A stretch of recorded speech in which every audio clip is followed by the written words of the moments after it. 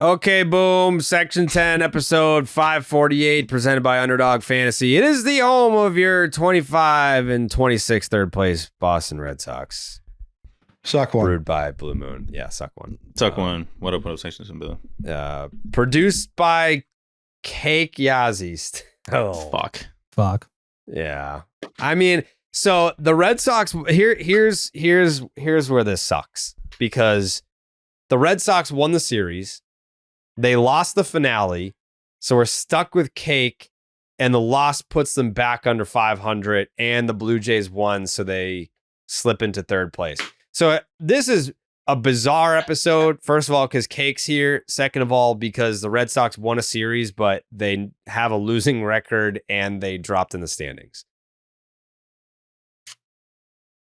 Suck one. All right, that'll do it. That'll do it. Thanks, guys, for listening. It's more the issue of what they've done before this series that makes us feel worse about this series, because the series wasn't even that bad. They won the friggin' series. They won the series. They contained Juan Soto for the most part, which doesn't seem like the greatest task to achieve at the moment. Seems easy.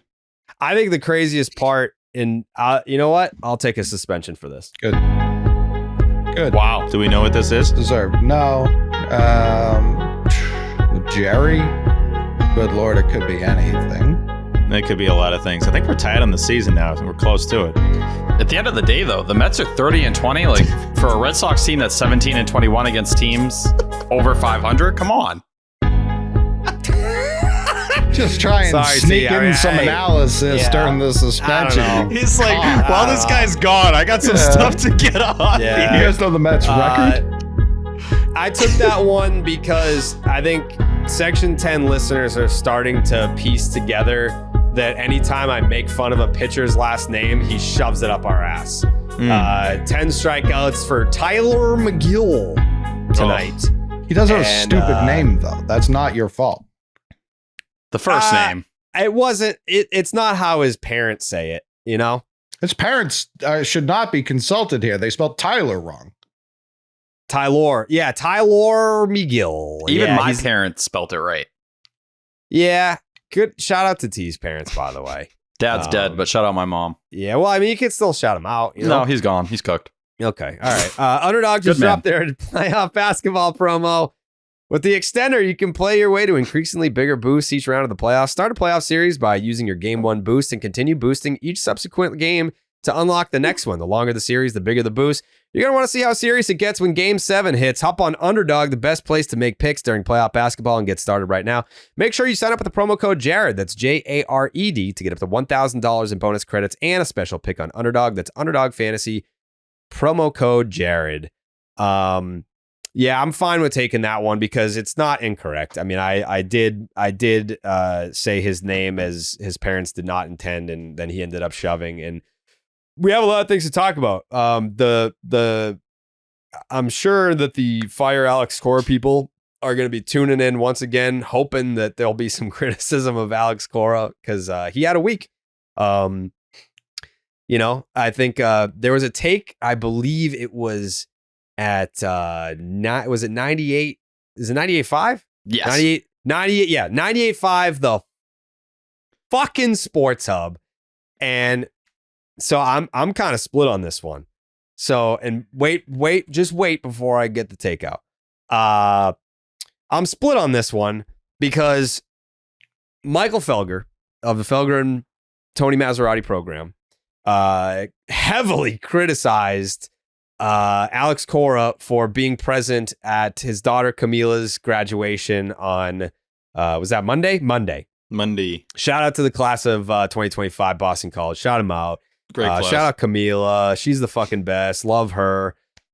She said, I want you to take the day and be with family. A bunch of family from Puerto Rico came in. They were talking about the graduation was at 10 a.m. He could have made the game. And she was like, I want you there for the day. And I don't think we really need to defend this, but like for full context, how is that any different from, someone taking a day? Like I remember John Farrell took the day off when he was managing to see his son's big league debut. Alex Bregman, took the day off when his wife, and I understand like college graduation and a wife giving birth, totally different experiences, but family is important. And these guys play fucking 162 games. It's 9 months out of the year if you include spring training and playoffs. If the manager misses a game to be at his daughter's graduation that she, by the way, requested that he be there for, not necessary to criticize the guy. But where I level with Felger is someone brought to my attention, he did like an interview where he was like, in my life, it's work, then family, and then a mile-long list before you get to anything else. But he listed work first. So he's about that life. But the irony is that I think Tony is taking off tomorrow to be at his son's graduation. Correct. That's hilarious. I didn't know that. Me and Matt McCarthy will be hosting the baseball hour in his place tomorrow. Yeah. But I think he's doing Felger and Mavs, but I think he's leaving at like 4:30 or something like that. So he's doing like a half day for his son's graduation. So there's the irony in that. So at least like Felger, if he's going to have the take, he'll back it up. I obviously disagree with it. I don't think, especially something like that, Cora's going to go to the Red Sox and be like, is this cool? And they're like, yeah, obviously it's your daughter's graduation. So no one with the team had an issue. I doubt any of the players had an issue. It's not like if Cora's not there that they can't play the game. Like they still play the game, which by the way, they won. So yeah, I also just I don't feel the need to have to defend Alex Cora for missing Monday. When was that interview? I think it was like 2015 or 16 or something like that. He's a totally different person. He's been through a whole different cycle of events. Baseball basically throwing him away at one point in time and suspending him. No. This was Felger. No, I'm talking the Cora interview that you're referring to. No, it was a Felger interview. Oh, Felger. Okay. Yeah. I gotcha. Yeah. It was a Felger interview. I don't think Cora at any point in his life would rank work above his family. He's a big family first guy. Yeah, I think he's made that clear time and time again. And like at the end of the day, it's a job. It's a job. At the end of the day, Alex Cora, when the Red Sox feel like he's no longer worth anything and that he's not providing them value, guess what they'll tell him like they tell every other manager? I think Joe Mazzulla said it best. When you get hired to do these jobs, you get hired to get fired. That is the process of any of these positions. Alex Cora's family is still going to be there one day when baseball doesn't give a fuck about him and there's no job to have. And, there's people who aren't celebrating him or treating him like this baseball savant or whatever it may be. Family transcends all that different shit. Your family is going to be the thing that you remember at the end of your life. They're going to be the people who are sitting in that room when you're about to fucking croak and the heart monitor stops. Jesus Christ. No, the Red Sox aren't going to be sitting in there. Seriously, though, that's like what it comes down to. The Red Sox aren't going to give a fuck when you're on your deathbed. It's your family and your kid. They might. They did fly a plane to the Dominican to save David Ortiz's life. So of course. The Red Sox might be there. If you win them 3 World Series, they may care. It's a job. At the end of the day, he's got 2. They can't wait for this guy to almost fucking there. croak. Cora's got to win 1 more ring, and then he's guaranteed the private jet to save his life. None of these jobs care about your life, bro. They don't. Your family are the people who care about you at the end of the day and where things go in life. And that, to me, I will never fault anybody who chooses to put their family over work because the minute you're no longer worth something, they're going to replace you. That's how this shit works. I mean, you say that now, but I would fly the Section 10 private jet to save your life any day. You've won when I'm 85, you're going to be sitting there. The Red Sox have done 85. I agree. It's going to be sooner. 85, T. Come on now. No. And the thing about that, you mentioned you have to have 3 rings to get the private jet. The Red Sox have done nothing but suck since you showed up. And I would fly the jet tomorrow to save your life, T. The Red Sox would probably pull the plug on me if they had the chance. No doubt. They'd ask for me to be put down. Yeah. But no, I will never fault someone for putting family and stuff above work because at the end of the day, to me, at least, that shit transcends everything. I don't care if you're the manager of the Red Sox. I don't care if you're the manager of Dollar Tree. I blame Jason Tatum for this. God. I do. If it weren't for the Celtics, that's not even a story. People don't. The sports radio shows have nothing to talk about because Jason Tatum quit on his teammates. Celtics lose the series. And if it not for the Celtics going down to the Knicks, then they're talking about Celtics basketball, not Alex Cora's daughter's college graduation. That's my take. Coley? I wish I got fired. Just an awful.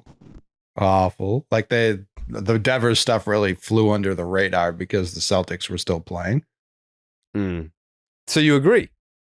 yeah, definitely. They talk, Tyler, how much is your programming Celtics basketball related? Definitely not at the front of things. No. There's one person in this fucking town talks about him. He's here, right here. So I don't want to hear the nonsense. There's no basketball hour. That's true. There is no basketball hour. They have Jay Stu do it on his own time. Oh, T, you have breaking news? The Celtics show on Saturdays does exist. I believe it's an hour long during Gasper and Murray. That's not. No, that's not. No that's free not. ads. Also, just not the equivalent to the baseball hour. The baseball hour gets Monday to Friday, 6 to 7 on 98.5, the goddamn motherfucking Sports Hub. Was in there tonight. I think I name dropped Tyler Milliken 3 times. Were you listening or watching? Obviously not. No, because you're surprised by this. I name dropped T a few times tonight on that program. But yeah, non-story. It's a non-story, but it's a story because it's a good story for Ramon Vasquez. You know, I think we'll get to the Buehler ejection and all that and all the takes that I'm sure exist on that matter. But yeah, shout out to Camila.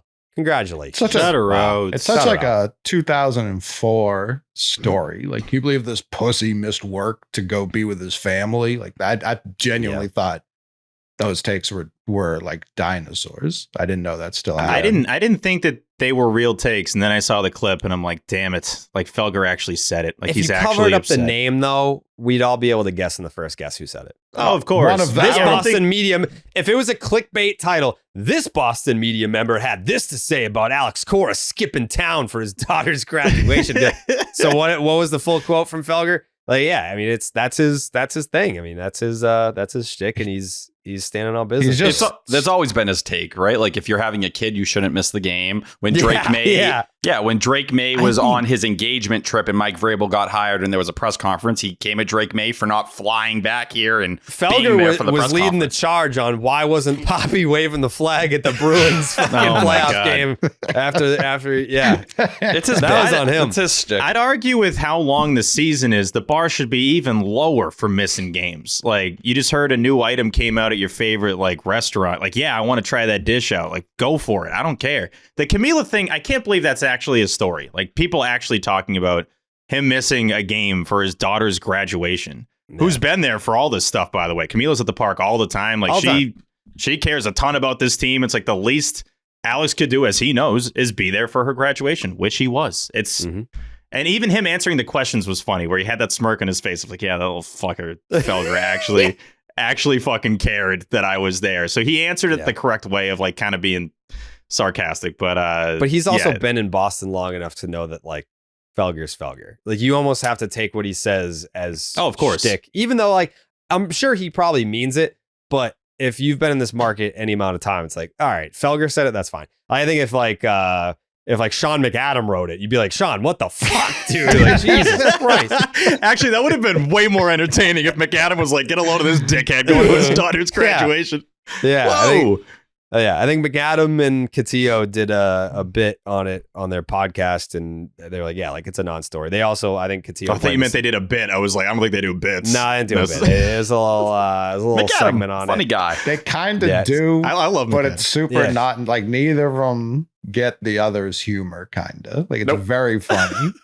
Very funny. What, McAdam and Catillo? Yeah, like Catillo will say stuff and McAdam just puts up a stone wall. Like I'm not even acknowledging what you said. Yeah. Then McAdam's just like one day closer to retirement. Holy shit. Like, get me out of here. The way he walks around is like, I can't wait to retire. It's going to be the best day of my life. Yeah. I don't care if I'm invited. I'm coming to that party. I am 100%. very excited for the McAdam retirement party. Not because I don't want him around. I think he has great information. He's awesome. I worked with him 10 years ago, probably at this point, on the baseball show with Lou. But I caught him in the elevator over the weekend at Fenway, but he was going down when I was going up, and he's a huge Beatles guy. So I was like, we got a lot to talk about. And he's like, I know, saw the pictures. So we're gonna catch it. I'd like to have Sean on the pod. That'd be great. But I feel like he hates this. I don't know how much of this he's seen. I was talking to Catillo at the I don't want to bother him. Yeah, season finale a couple years ago for the Sox. And I'm talking to Katio, and McAdam came out. I'm like, hey, man, I'm Steve. Like, great to meet you. I love what you do. He's like, oh, yeah, I love what you do. I'm like, he has no clue who I am or what I do. But I appreciate a good lie. I think he was lying. I think he was lying. I could kind of tell. And I'm saying, like, this was a polite lie. It was like a love what you do. He and covers the team so well. He knows who we are. Whether or not he knows, like, our names is a different thing. Like, he knows Jared. I don't think he wants to know, but he knows. Yeah, that's probably the right way. Where it's like, I know, unfortunately, unfortunately, I know what you guys do. Yeah, it's like when you're scrolling Twitter and it's like, oh, Travis Kelce unfollowed Blake Lively on Instagram. It's like, I know this, but I did not seek this out, and I don't accept this knowledge willingly. It's against my forced will, upon me. Yeah, like that's Sean with the internet, I think. Sure. So God bless Sean McAdam. He does just love talking ball, though. So I think if we could just pitch it to him, like, hey, we're just gonna name dudes, and then you go. I think he'd be like, tell me the time, I'm there. He loves talking classic rock. I think that's the only thing I've talked baseball with him on camera. Sure. Off camera, not a word about baseball. It's always about music and concerts and whatever he's up to with, if he's on the road and for the Mexican Times and he's going to concerts on the road, we'll talk about that. But that's about it. That's the life to live. Like if you're like, I know that there's if you picture a baseball beat writer, like these guys are miserable and whatever, but like Sean's making the most of it. It's like, oh, we're in Kansas City. Let's see who has a concert in Kansas City while we're out there. Oh, Bruce Springsteen. We'll fucking see you there. Like, hell yeah. Do him and Chris go on adventures together? Man. No chance. No. I was going to put it lightly. I don't think so, but there's no way. Not unless it's to Burger King or something like that. Oh, what? Mean. You don't like Burger King? Actually, I hate Burger King. It's absolute dog shit. It used to be a lot better. McDonald's has really gone way past BK. Yeah. There's a photo of Sean McAdam, by the way, T. That's from like gotta be 40 years ago. It's the OG like with Red him Sox and reporters. Buckley and Shaughnessy and Shaughnessy, yeah. And it's like, wow, these guys have been doing this forever. That picture is the equivalent of like the shirtless picture of A-Rod and Nomar and Jeter and who was it like Gonzalez. It was like the shortstops of the future. Wasn't in there, was he? Was Tejada? Then maybe. I can't remember. There was definitely an outlier that was in there. But it's that picture, only Red Sox baseball writers. Yeah. I mean, I saw that recently and I was like, these guys are the OGs of doing this. Credit to McAdam. Someone in that picture had a mustache that shouldn't have a mustache and doesn't currently. Correct me if I'm wrong. Who is it? That shouldn't have a mustache? You're looking at the picture, aren't you? No. How do I find this picture? I don't know. I would text Buckley, but it's past his bedtime. He probably already had his warm milk. Oh, classic old shaming. I'm typing Sean McAdam throwback photo, but that's not going to do it. I typed in Steve Buckley young. That's weird. I'm seeing a lot of attractive men, but I don't think any young of them and are handsome. Yeah. Steve Buckley, shirtless, oiled up. This was young and hot. It was all Red Sox shortstops. It was Alex Gonzalez and Edgar Renteria, not Miguel Tejada. Oh, Renteria was in it. Yeah, it was 3 Sox and 2 Yankees. Damn. Alex Gonzalez, by the way, I stand by it. The 2006 season was the best defensive season by a Red Sox shortstop of all time. Hard. How many errors? Yeah, he had minimal errers. Renteria is not buff enough for this picture. I'm sorry. No, put it back on. He looks horrendous. Put it back on. I don't know that you can say that, but me? Yeah. As someone with a bad body, I recognize other bad bodies. I'm an expert. You were like specifically you. Yes. How's the fucking Icy Hot patch situation going right now? I haven't put a patch on since because I'm scared at some point I'm gonna have to take my shirt off in front of people, but I'm gonna have to explain it. When are you gonna be taking your shirt off where people can see your back? Depends where I'm at. Good take. I don't know. If I have to take the shirt off to take a flick, people are standing behind me. You're always in like fast food restaurant bathrooms. Yo, T, let's grab a pic, brother. I would call them fast food places. My back is doing a little bit better today. I think you were what was the last? It was like a Chili's. Yep, I was at a Chili's. Yeah, it's a Yard House. It's all Yard House food. too. It's fast food. No, not fast food. This is a tier above fast food. These places cook with microwaves, T. This is fast food. Yeah. Next, you're going to tell me the 99 cooks with a microwave. Okay. Let's have some respect. I'm pretty here. sure Applebee's does, right? Big time. Definitely. Yeah. If Still Bees great, does, still 99 ain't delicious. far behind.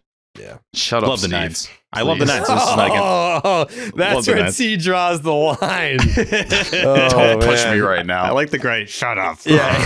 anytime the T grits his teeth when he gets a takeout, like that's the T I want. Comfortably the guard angriest dog, I've seen dude. someone at Steve today. yeah, by far. Yeah, dig in, T. God. Dig in. Stand up for what you believe in, bro. Mhm. No, listen, the 99's reputation speaks for itself. I wish they'd acknowledge me when they needed to. But it's okay. I'll keep working for them to notice me. One day they'll appreciate me. I was cleaning out my I got like a bunch of like drawers over here for some reason. I only use like 3 of them, but I have 12 of them, and I found several 99 gift cards, and they're Thank all you. yours, buddy, if you want them. I'll take them all. Yeah, you can have them. Those are all T, you. wait. Hold, real quick. You have several 99 gift cards? They're from, I mean, I think, correct me if I'm but wrong. I'm not saying that's a bad, but you have several, right? Yes. T, you should, I thought the reaction would have been a little bigger than that. You're about to get several 99 gift cards? How much is on these gift cards? God only knows. I mean, That's I fair. think over there, I believe in Massachusetts, it's now illegal for gift cards to expire. So these are from like over 10 years of just, I mean, when I was in college and still living at home, like my parents would buy me gift cards to survive. They'd be like, oh, like you're poor. So they were basically like Jared college meal coupons. I'll take them, please. I'm starving. Real quick though, I almost have to come back on that take because I don't know what several mean. I've been wrong about several for years. I always thought several meant like a ton, Like and then 4 to it's 5. like 3 to 5. it's like more than 3, but like less than 8. Yeah. I always Yeah. thought it was like 30 or something. Like when there was, I think Heyman said someone's gonna be out for several weeks. I'm like, oh, this guy's fucked, and then he was just like back like 2 weeks later. So I don't know. That word makes it seem like it's more than it really is. a couple Yeah, is so 2, hard and fast. Like it can't be more. Can't debate it. So Can't several debate it. comes after a couple, Yeah, which blew my several's mind. right That's after. crazy. At that point, I would just say I got 3. Yeah, more Yeah, than that's 2, what I but thought. not But many is If the I have like definition. 8, You'd say I'll handful. say several. But you say several What's handful? as like, hey, it's not going to be 2, but it could be like 5. Like once you get to 6, I think you're with bunch territory. Yeah. Oh yeah, bunch. Yeah, 6 or 7s. You get bunchy. Because then if I say, T, I have 8.99 gift cards, you'd be like, that's oddly specific. Can I use handful if it's more than 5? Definitely not. No, No. I just, no. I don't I'll think give so. you 5 though. I'm yeah, fine 5 with 5. for sure. If But I like if I had 6 is not a handful. No, it's spilling No, over. one's Yeah. falling out. 2 handfuls. 10. if Yeah, I that's had fine. 10, I would say I have a stack of 99 gift cards. I have a handful and a half. 7.5. No, because then I would get curious and ask you for how many, so you might as well have just said the number at that point. Yeah. Stressing me out. Yeah. Funny thing is, T's 7.5 is one that he like cut in half because he thought he could like split up the funds. It's like, sorry, this card does not work anymore. I don't know. What So to say. if a handful is 5 and you say I have a handful and a half, then it's like you have half a gift card, so that doesn't play. yeah, I started using it already. Handful It and a says, half? no, it says $12.50 on a $25 gift card. I got a Caesar wrap. Oh. All right, then yeah, I guess that makes sense then. I also that would be thought the half. T's reaction was that way because they were just, he always loses his wallet. So I just assumed he left those at Jared's and he was like, thank you for Do we have a returning Ridge them. ad read at some point? Probably. Oh, No, not tonight. Wow. Not tonight. Yeah. I was really looking forward to reading that one. Yeah. You can read No. No, you can. Ooh, we have Can and will. this is for Brunt. You'll be able to do that one. You got that one. Right now? A lot of people like the no, not right now, but a lot of people like the ad read cameos from T. So that we're gonna be doing that moving forward.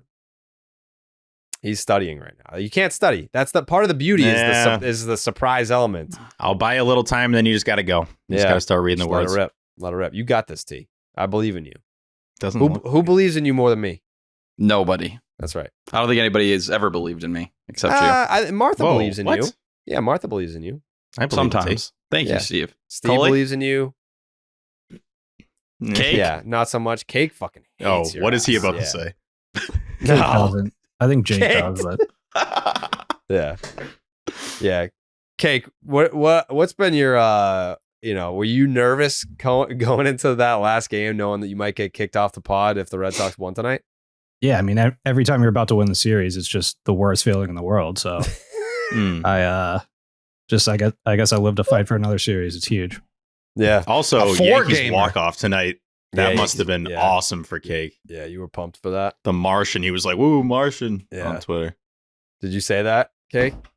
Something like that. Yeah, I was just pumped. I kind of forget what I did. He just blacked out. Yeah, I mean, Cake's probably say. I get the Orioles suck, but it's a 4-game series. Like, it's kind of hard to sweep a 4-gamer, but it is a bad team, so you might be in jeopardy of staying on the pod, Cake. I feel good about the 4 games. I'm sure you do. Cake's going to have a good weekend. Let's just put it that way. If it were the Rockies coming to town, would any of us be like, they're absolutely winning all 4? The Rockies, I never say all 4. Yeah. I don't think. So the difference there is the Rockies are not a baseball team, whereas the Orioles at least have good players. They're just not winning baseball games. All the young guys. Cedric Mullins. Yeah. Nick Markakis. Who? Brian Roberts. He probably still is Miguel Tejada. Melvin Mora. Yeah. You JJ Hardy. You tell me who these players are that are good on this team. Javi Lopez. Yeah, Lopez fucks. Oh, Larry Bigby. They got Bigby. We dude. not said Gunner yet? We said Gunner's young. No. Is he too good? He sucks. I don't think he's on the team. Yeah. Yeah, right. Ponson on the bump. Oh, Big Sid. Yeah. Who is that fucking asshole that Adam Jones. Pedroia. Wow. Well, that's crazy to say being a Red Sox fan. Yeah. That's a big You know what? I retract that. We found one of them. I retract that. There he is. Cake, please cut that. No, Cake's All these years Cake's later. gonna find the footage from the stadium that day. Yeah. Do you remember? I forget. Maybe it was 2015, 16, somewhere around there. There was a really tall right-handed reliever that threw super hard, but he had no idea where it was going. He hit a bunch of guys, threw balls to the backstop, and Pedroia straight up was like, "This guy sucks." Like, he said that to the media, I think, because he either like hit someone or hit him, and he had no control. And after the game, he's like, "Yeah, this guy fucking sucks. He's like, he's gonna end up killing someone." He just like undressed the dude. I can't remember his name though. Batista. I remember that happening. The guy was out of control. Let me. You know what? I'm gonna. He might be asleep. I hate when we fucking are recording so late, and I want to call people, but they're sleeping. RDT. Let's see. Eric, are you awake right now? I'm gonna get the name of this guy. I know it's totally inconsequential to the flow of the show, and we're gonna find out the name and be like, "Oh, cool," and then move on. But now I want to. Thank you. Like, no one's gonna give a fuck about this tomorrow. Well, he sucked his whole career. Was he a bum? He was definitely a bum. Who was the Orioles reliever who sucked? It's got to be tough to make it to the majors and be a bum. It's like you're a major leaguer, but you're a bum. That like I don't know. super- I got it. It's got to be tough. Mark Hendrickson? Not even close. He's definitely like a Latino player. Okay. I saw 6'9" and I was like, oh my God, he's fucking giant. Getting to the majors, and like that's most of the people who get to the majors too, by the way. Just end up not being good. It's brutal. It is true. It's absolutely a brutal. You get to the climb. pinnacle, and then it's just like, why did I even get here? Everyone says I suck. This is so hard. It's like, this guy sucks. It's like, I'm so good though. Go ahead, T. Alfredo Simon. Is that him? No, I thought Simon was decent though. Yeah, he wasn't horrendous. It was like a 4.56 ERA over 9 years. That's what I mean. This Some was not bad a years in Baltimore. But this was not a 9-year guy, right, Jerry? Yeah. While we're trying to figure stuff out, I'm still trying to figure the other two guys. I know this is a different photo though, the shirtless one. No, that's it. Yeah, it's That's Renteria It's and Gonzalez, A-Rod, right? Jeter, Renteria, who were those other guys? Alex Gonzalez, Renteria, and buddy from the Cleveland team that we don't say anymore, right? Daniel Cabrera. Oh, yeah. Oh, that's who it was. There we go. Daniel Cabrera. He was like a one of their top guys, wasn't he? Like prospect wise, his name sounds. So I gotta familiar. find this quote from Pedroia now. Those 2 years that overlapped with Pedroia, he had a 5.55 ERA and a 5.25 ERA. He was walking almost 5 per 9. Oh, Cabrera was suspended for 6 games for intentionally throwing a pitch at the head of Boston's Dustin Pedroia. This was in 2007? Really? Great year for baseball. I saw someone wearing an authentic. It's my guy, Bry Guy. He was wearing an authentic Pedroia 07 jersey, and I thought of you, man. I would have ripped it off his back. Not in a mean way, but I just would like to try it on. Mean. I'd give it back. It's even worse. Man, I'm going to work on that. I would have killed him and then given it back. I got one. Led the American League in walks in 06 and 07. Yeah. I can't believe that was 07. Can't believe 07 was 18 years ago. I think it's safe to say that Daniel Cabrera drank the whole cup of USA more. His reasoning for throwing down his glove and gesturing for a fight, according to the story, the Red Sox, quote, say bad after watching Cabrera nearly kill everyone's favorite pipsqueak. What the fuck? Who wrote this? This sounds like old beat writer, like lingo. MLB.com. Like, what is this?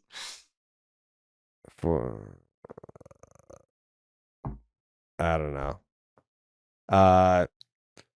Red Sox win 3-1. I hope that this link is still live because I think I found it. Gordon, it's from the Mass Live article. Is that what you're looking at? Yeah, Gordon Eads had the fucking quote, but the quote wasn't included in the article. I just see "take that ugly." I don't get what it's referring to though. I don't remember. Fuck, I'll find it.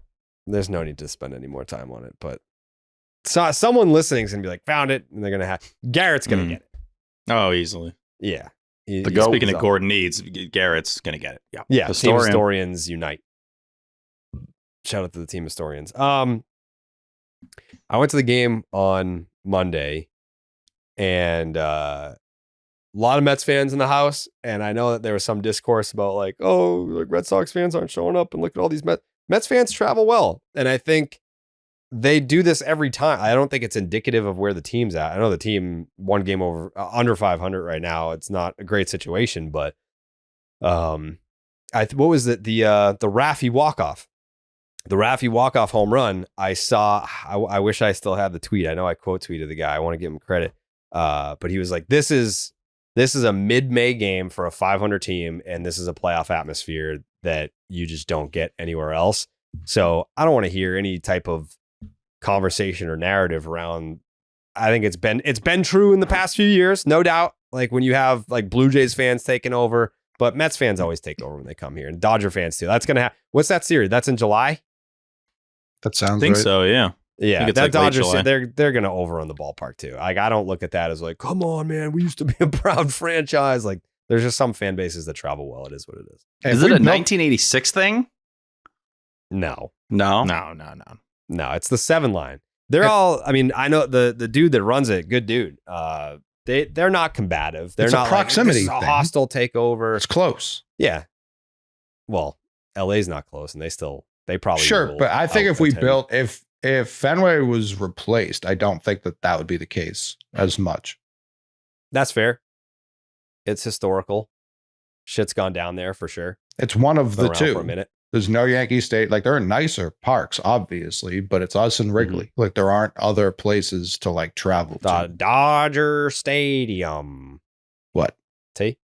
Were there a lot of people when Pedro Martinez went to the Mets that left the Red Sox? Like fans at that time? No. Say that again? What? No. That became Mets fans? Did you just say were there Red Sox fans that became Mets fans when Pedro went there? Yes. Not one. Okay.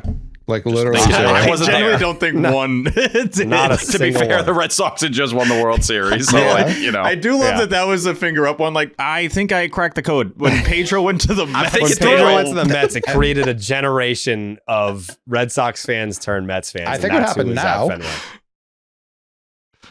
If what? I mean, What player could leave the Red Sox where anyone would give a fuck enough to?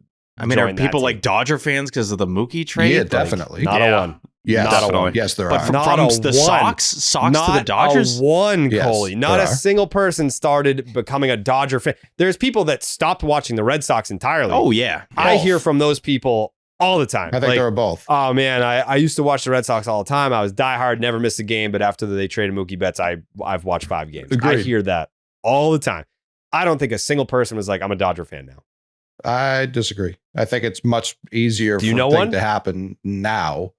Has because anyone it ever told you happens that? in basketball? It happens in football. Like it's just kind of Has the way one people person ever said, digest "Hey, sports Coley, right now. it's me, Delman, and I was a diehard Red Sox fan, but now for the past 5 years, big Dodger fan. Go When the Dodgers. Dodgers won, I saw plenty of supposed Red Sox fans I celebrating asked a it, yes or no question, and I Coley gave an made. answer. There's not a yes or a no. I didn't need to. My brain doesn't work like Introduce that. me to one person who Okay. became a Dodger fan after that. Delman, dude. Besides Delman. Okay. Yeah. It's a I've name. seen it on Twitter. I've seen a bit of it on Twitter. No, you I haven't. think it's more You think people I'm like, just I'm saying it to happy that say Mookie it? did that. Fuck the Red Sox. That's not them being Yeah. Dodger fans. Yeah, they are more like the troll, like fuck the Red Sox, Dodgers Yes. 2025. But I'll Yes. count them. I'll throw them in there. If the Red Sox won 100 games this year and we're in the World Series, Delman's coming right on back to the Sox. Easily. Yeah. He can't wait. He actually said that to us. Yeah. He did. To be Cake, fair, book Delman so he can back up his story. I don't know if Cake knows how Cake to book doesn't know people. how to. Cake hasn't fucking booked a single guest since he took over. Yeah, I Cake believe in you, sucks. Cake. How many guests, Cake? How many fucking guests have you booked? I think I got none. Exactly. With He your just doesn't bum ass. care. He's consistent though. He consistently doesn't give a shit about No. nothing. No. No. Which, like, I guess that's on us for. I know. we hired brought him. in, yeah. I don't know why we don't just send the link to Jake instead, but Yeah, we were like, "Could you produce?" He's like, "I don't give a fuck." We're like, "All Yeah. right, you're hired." I don't know why we did that. I haven't even heard from Jake. I mean, the dude, I don't know. Money changes people. Everyone says that. And, I know plenty of people that have made money in their lives. And like Adam Sandler, perfect example. Guy still wears basketball shorts and dresses like a bum. But the second Jake got $9 million, he just became a different guy. And I want the old Jake back. But that's on the Red Sox. That's not on us. That's not really on Jake at this point. So hoping for that 4-game sweep. And it starts with Unobstructed Views tonight, Thursday. Yeah, another Unobstructed Views with 93-time Emmy award-winning journalist Alana Rizzo and World Series champion relief pitcher Jonathan Papelbon and the motherfucking super fan Jerry Foam Finger Carabas. Did you bring a foam finger that first? Is this the second one? This is the second one. I do have a Red Sox foam finger from the 90s at my parents' house that You gotta bring that. I feel like now after being at 3 Red Sox games in 4 days and like, in the Barstool days, people didn't call me Jared. They were just like, Rocket. Now, is that super fan Jerry? Jerry super fan? Like, you got to lean into it. If it's a thing, it's a thing. And you got to lean into it. So I think I got to go. At some point, the 10 boys will be back on Unobstructed Views. I think that's the one where I go full uni, pants, socks, everything, I jersey. think you add one Foam thing, finger, please. one thing every week. Yeah. By the end of this, you're gonna have like the baseball pants on, the cleats. Like you're gonna be super fan. Yeah. And then the eye black. And I mean, I know people are like, he's a hat guy, but I haven't worn a hat on camera in a while. Like I usually wear my hats when I'm just at home chilling. Yeah. When I'm in bed. Anytime we're hanging out, you always got a fucking hat on. That's just your thing. Yep. The truth is, Coley, when I was in high school, I have long hair now, but obviously like I trim the sides. But in high school, I had like Beatles, like long hair. Like my bangs were like down to my eyes. But when I shower, my hair is naturally poofy. So I used to sleep with a Red Sox beanie on that was a free giveaway the night that the Red Sox clinched the wild card in 2003. And I would sleep with that beanie on to like almost give myself hat head, but not too much hat head, to kind of just like keep my hair down, but not wear any product. And so that's true. I have many, many nights slept with the Red Sox hat on. That's a fact. Fuck yeah.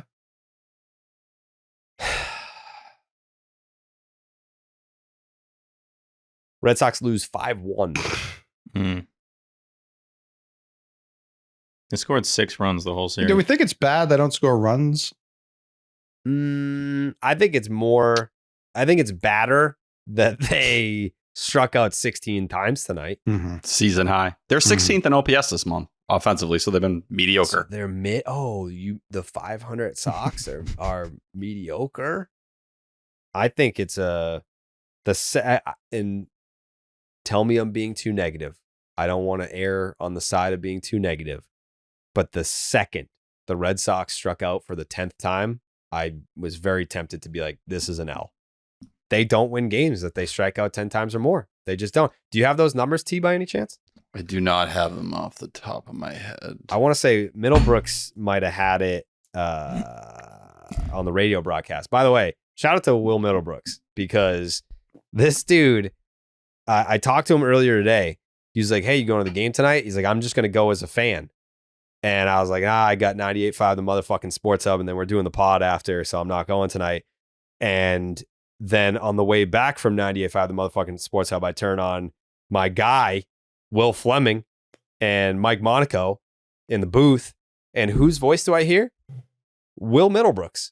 He was like, well, I'm here. I might as well get in the booth and call the damn game. So he did. He just, the man, give him credit, because he had, for all intents and purposes, his playing career taken from him. He had an injury that you're cooked at that point. There's nothing you can do about it. Not his fault. Wasn't like you didn't hit the gym type thing. It wasn't a wear and tear type thing. It was a contact injury that basically it did end his career.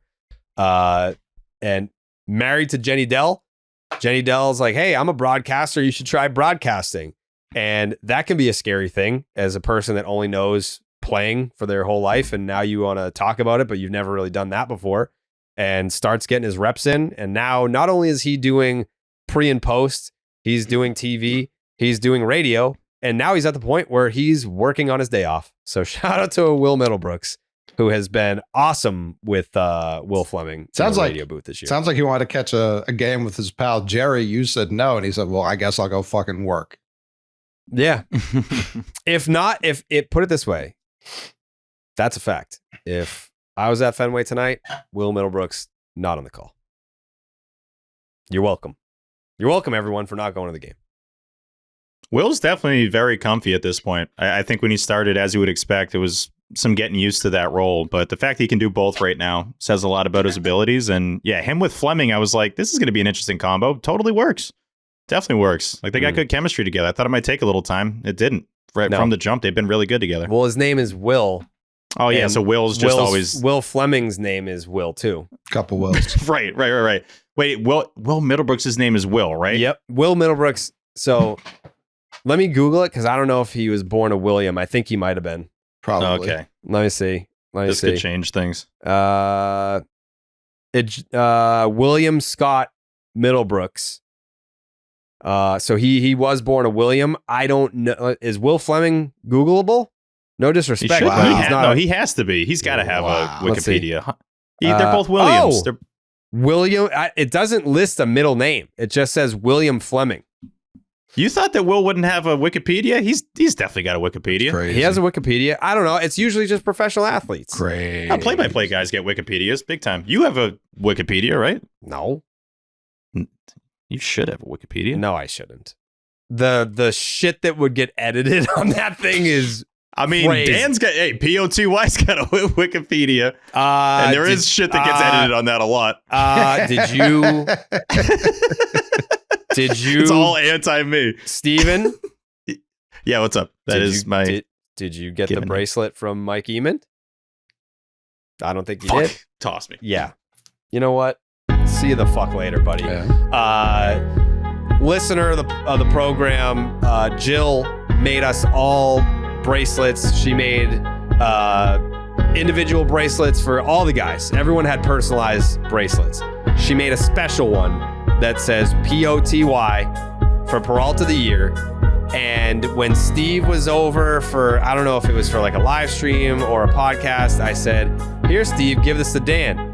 He left it at my house when we went to Fenway for the Green Monster night. And I said, here, Steve, here's the bracelet again. He said, I don't want to lose that thing. So he put the responsibility on me. And then I said, hey, Mikey Eamon, do you want to hold it? And he said, I got you. Sure, and kid. he held it. I said, hey, Steve, make sure you get the Peralta of the Year bracelet from Mike at the end of the night. And he didn't. So it seems to me like you are intentionally trying to keep the bracelet from Dan. Is that, no, I'm is not. Anyone else? No. You don't get to talk on this. First of all, Coley, what do you think is happening here? I'm confused why you don't want to give it to Dan. Why are you entrusted? Because I don't know when I'm going to see Dan again. I don't like. Cole, sure, but I think you know who else is more prone to sabotage a Peralta of the Year token than Steve? Steve. You think Alan's going to do it? No. I would be honored to give it to Dan Peralta. I just don't know. Like Dan Peralta will just appear sometimes. It's true. And like he's here now. Oh, it'd be great if he could have a fucking bracelet that says Peralta It would of the Year. be great, but this is like asking the second. It's like asking Jokic to give SGA the MVP, like the runner-up to be like, here you go. They don't want to do that. I lost. Do you like? All right, let's just say I would still give it to him though. It's like asking Steve, Christian Brown to give SGA the MVP. No. I think you guys, you guys are getting it. I'm not comparing myself to Jokic. I'm just saying the second place guy, the runner-up. You guys are getting it all wrong. Here's what it's like. And here's how it should play Jared's out. going to use people he's heard of before. That's I'm stunned. Yeah. I'm getting this wrong. What do we got? What's the right thing? That would be like if Yadier Molina won MVP and they were like, hey, Benji, do you want to present the MVP to your brother? You guys play in the same league. You're fucking fat and you're never going to win the award. So you might as well hold it and give it to your brother who's that cycle was legendary. Well, I'm not calling Steve fat. I watched that I'm today, just saying, Tyler. Did you see that too? What? Yeah. That's terrifying. No. Did you know the that triple was hilarious. Yeah, 2010, right? I was there. I was at that game. Did you know that they're making a movie about the Molina brothers? That's like the next baseball movie. Specific movie? cycle. No. They're making a movie about the cycle. They're making a movie about the cycle. Yeah. I'll never forget that day. It was the greatest day of my life. He was there. I saw that. I might have saw that on TikTok. Film about the Benji Molina cycle. I will be. We were having a. JD Drew dropping that double is horrendous. I'm sorry. He's twisting. Relax. He's turning it. Watching it back, I was like, I'm shocked. This was kind of a can of corn. I'm shocked he didn't make this play. Yeah. 7 and 19 when the Red Sox strike out 10 or more times in a game. I just went through the log. I'm sorry. I got it done. I had to get it out. Hey, your efforts are very much appreciated. Yeah, 7 and 19 when they strike out 10 or more times. That's definitely of note. We had I think we were talking about this last year on Baseball is Dead. Because I mean, the last great baseball movie was Moneyball, and that's been 15 years. You don't like Moneyball, T? 16. Trouble with the Curve. Nah. You never went to the theater and cried with your homie while watching Trouble with the Curve? What the fuck are you doing? I saw Jared, you theaters. didn't cry with your homie at the theater for Trouble with the Curve? No, last time I cried with the homies at the movie theater was Pearl Harbor. I don't know what that is. That's crazy, T. It's crazy. Pearl Harbor? Local kid. You don't know what Pearl Harbor is? You know what? You know what? Give him a chance. Give him a chance because he's something's coming to him. What is it? I thought you were referring to some kind of movie. I didn't think you were referring to the landmark. Absolutely. Give him a chance. Nope, shouldn't have done it. Shouldn't have done it. I thought you were referring to You know he doesn't deserve chances. You know he doesn't. So wait. T. So you think I went to the movies to see Flubber and started crying about the attack on Pearl Harbor. He thinks that you went to the movies to watch footage of the attack. I think that's what he thinks happened. Me and my boys were like, let's relive the moments. Yeah. You think I went to the movies Pearl Harbor? What did you think it was about, Tyler? I don't know. I haven't seen the movie. To be fair, Pearl Harbor does exist. Like everyone thinks about it's one bad day, but it's still there today. Tyler, do you think I went to the movies to see something else and I just cried about Pearl Harbor, the attack? I don't know. It might have been about Pearl Harbor, but sometimes they take a sad story and find a positive in it. You know, like a love story or something. It was a love story. Yeah, it was a love story. That was the real movie. See, I knew it. All right, T. Martha, if you're listening, please, because it's a romantic movie. If she hasn't seen it, I mean, it came out in probably like 2002, maybe like around there. Like maybe she hasn't seen it too. The Cuba That's Gooding? your homework assignment. Please, yeah, he was in it too. Please watch that movie, please. I'm down to try it. A 1. I was gonna say a 1, but I thought they kind of like paused on tragic movies after 9/11. I mean, that was later in the year. Had to This pause was May. on Spider-Man, right? This was they had to May pause of Spider-Man 1. back, I think. They had to re-release Spider-Man to 2002 because the Twin Towers were in the movie. Yeah, it featured prominently for the guy who's swung Especially in around the trailer. city. I think the commercial, it's like this guy's swinging from the towers. Like It was on the movie poster. Yeah. Right, it was. right, yeah. Do you know Pearl Harbor's Rotten Tomatoes score? It's probably not great. I bet it's like 42. It's sub 50. It's got to be sub 50. 56. 24. Oh, trouble with the curve. Guess what? 51%. That's not something to flex. I don't care. It's better than that. What was Moneyball, T? Yeah, we're talking about Moneyball versus Trouble with the Curve. Moneyball's probably in the 80s. Yeah. It's probably 88. 94. Yeah. Okay. Wow. That's higher than it probably should be, but Yeah, okay. absolutely. You gotta think is most good. people watching it aren't baseball fans, so they don't know the true issues there are with some of the historical stuff there. They're huge issues. It's that- still a fun watch. I just don't. Anytime his daughter's Pearl on the Harbor? screen. Yeah. It's a fun watch. Yeah. Anytime his daughter's on the crack up. screen, I'm like, get her out. Get her I always right forget off the Steven screen. Tyler's daughter is that. So every time that I'm like talking about the podcast and I say Steven Tyler, I always am like, oh, not the lead singer of Aerosmith. I mean Steve Peralta and Tyler Milliken. Yeah. But I'll be like, yeah, Steven Tyler. I'm like, oh, Aerosmith? No, Section 10. Yeah. I was named after Steven Tyler. Well, your Really? name is Tyler. What? You were named after his last name? I guess. Yeah. My sister's named after Mariah Carey. My name's Ortiz Peralta. I was named after Big Papi. Is her name Carrie? No. So I got the last name. Why did you get the last name but not her? Yeah, I wasn't there. I don't know.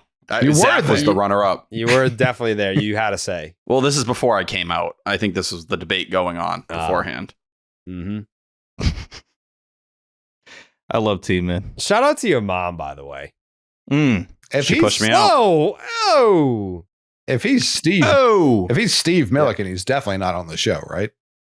yeah. No, we can't have two Steves. No. Well, then again, he would have been on the Tyler? original show you guys did. The Stevie, wait, no. I was going to say What's the he about Stevie to T say? guarantee would go hard, but my last name would still be Milliken. You're not moving like Tyler down. Like Tyler's not You're going not. anywhere. Yeah, like if they made your name Steve, you wouldn't be Steven Tyler. Stevie Tyler. Yeah. Yeah. Yeah, Stevie T. yeah. The Stevie T guarantee probably doesn't happen. But still. I always love seeing when T realizes stuff. It's like, shit, I wouldn't be able to do Stevie T. Always gonna be a after he bar. started talking, too. It's never before. I know, too. yeah. Uh, I think Jared would have looked for someone like I don't think he would have went back to back Steves. Like so I think he would have been out of the running even. yeah, true. If I'm doing a separate show and then he's bringing someone else on, I don't think you'd bring in a Steve. That I that don't would know. feel That's true. that wouldn't feel a little weird. No. I mean, we broke up for a couple years, basically. Like that's the next girlfriend being the same name. That's a little weird. But like, what about boy. I mean, there's definitely not going to be another Coley out there. No. Don't And we then have? if there was, you obviously aren't bringing that guy No, in. that guy stinks. T. So before my mom married my dad's first name's Parker, but everyone called him Buzzy. She dated 2 Buzzies in a row. She dated another Buzzy before him, left him because like he was going through some personal shit. He's rich as fuck now. But then she got with my dad, who died and was not that rich. But it can happen. That's proof it can happen.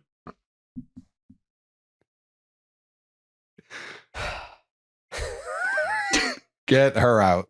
I need a suspension for her. Yeah. You're suspending my mom? Yeah, bad life choices. I mean, I don't disagree.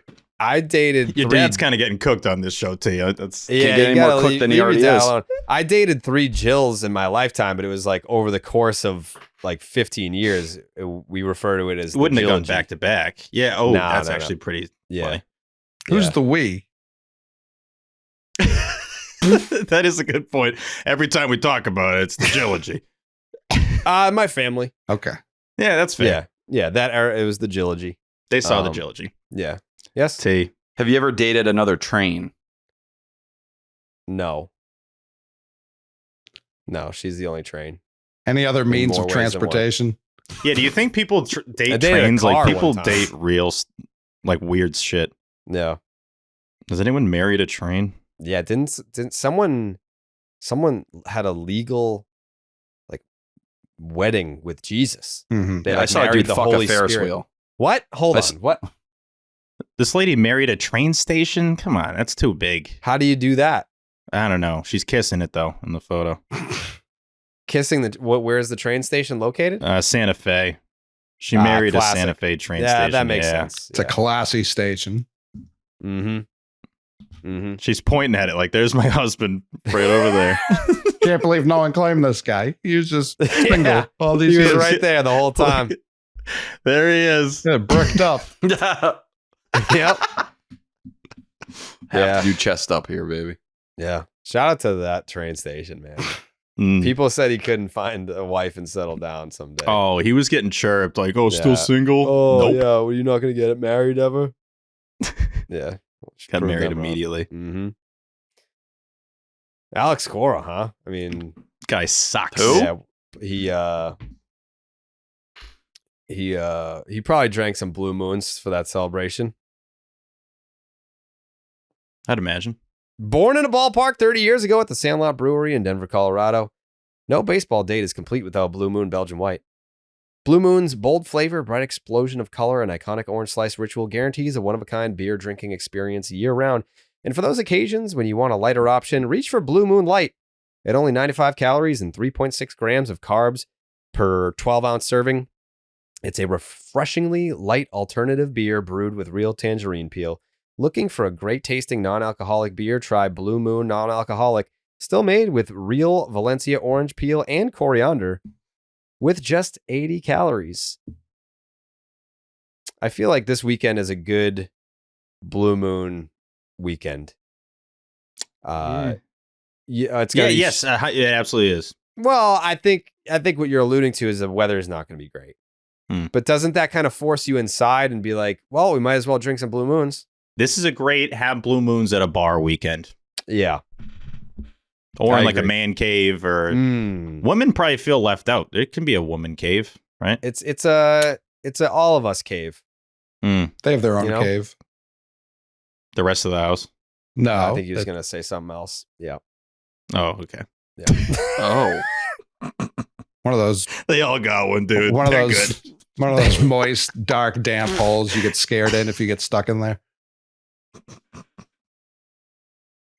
Inspired by the beer you already love and available year-round, a wheat beer from Blue Moon with exceptional taste and only 95 calories. Brightly brewed with real tangerine peel, tastes light and refreshing. Nothing compares to the great taste of a Blue Moon Light. Blue Moon made brighter. Get Blue Moon Light delivered by visiting get.bluemoonbeer.com/Jared for delivery options. That's get.bluemoonbeer.com/Jared. Blue Moon made brighter. Celebrate responsibly. Blue Moon Brewing Company, Golden, Colorado. There's bats in there.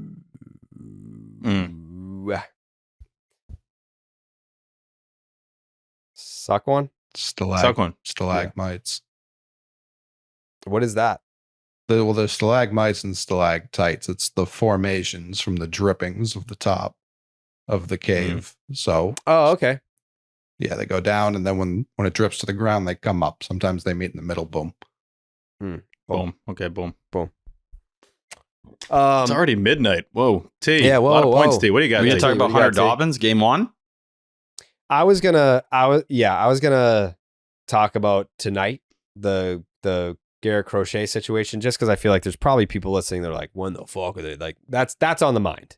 That's how long have we been going? All right, we're an hour in, so we might as well talk about the games. Yeah, we might as well start talking about the games. Tonight, Garrett Crochet gets pulled at 85 pitches. T. Correct. Yeah. What's it? 5 1/3? 5 1/3, 5 hits, 1 earned run, 5 Ks, 1 walk, 62 strikes in those 85 pitches. Thank you. So, Cora said this decision was made a week ago because I was listening to the press conference and someone had asked, was the weather a reason why? Nope. It's this was a decision that was made a week ago that they're going to try to manage his workload, as AC puts it. We're playing for the long haul, and if we do it the right way, we're going to get to where we want to be. And I'm assuming he's talking about the playoffs. I think fans, again, like, you're never going to appease this crowd. The ones who are like, fucking Cora cost him the game. What are you doing? Pulling Crochet and yada yada. If that was the plan all along, that was the plan all along, and it is what it is. Where you run into problems is the first 2 games, a lot of innings on the bullpen. We can talk about the Walker Buehler situation in depth a little bit after this, but you've probably seen it, what happened. Buehler gets tossed, and it was the third inning. Yep. The third inning in the middle game. Yeah. And where you can criticize, because I'm never going to be like, you can't criticize this and it just isn't. I'm not going to do that.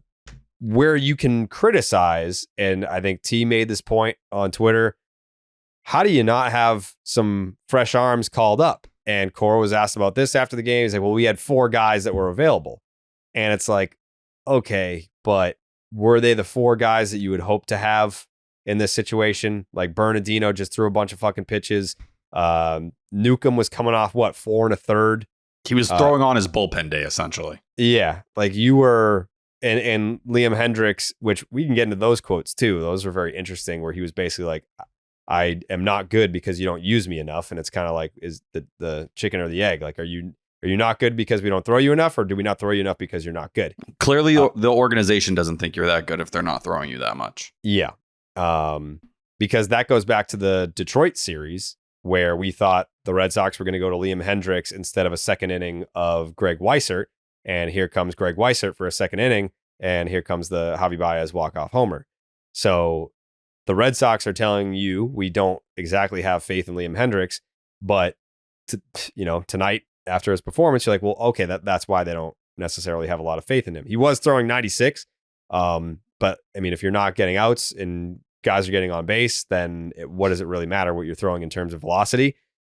So that's where I am posing the question / criticism is, how did you not have a fresh arm up from Worcester? T, what's your response to that? Yeah, that's, I think, a very fair second guess. Luis Guerrero, I know he gave up or had a blown save down in AAA today, but he hadn't pitched since May 18th. It felt like he made a lot of sense. He's now at the point where he's had his 15 days down there. So you could have had the option to call him up. Now it is going to come at the cost of somebody, right? Is it Brennan Bernardino, who is currently, another lefty, your 4th lefty in the bullpen? Because you have Sean Newcomb, who, say what you will, has done a very good job out of the bullpen, but they've been using him to play the Chase Anderson role and eat innings. But you got Chapman, Justin Wilson had gone back-to-back days as well. It felt like a spot where, instead of asking Liam Hendricks, who you didn't trust in Detroit, going back a week ago, you're asking to get 5 outs. You're hoping for an inning and 2/3, at most maybe 6 outs. It just felt like a lot, because we saw Hendricks come in. He gets those first 2 strikeouts, and then the next inning, Trevor Story didn't do him any favors with that last ground ball, but he gave up 2 hits before that and put himself in that spot. So to me, to have someone like Luis Guerrero, who has earned the opportunity, and we've seen him come up here and have that success, still hasn't given up an earned run, I just sit there and question it a bit. And if you knew what it was going to be with Garrett Crochet, I know some people were freaking out on Twitter and saying, well, you should have told the player if you were going to pull him at 85 pitches. He said during postgame, I don't want to know. He's like, if that's the case, I don't want them telling me to pitch any differently. They are going to do what they want to do.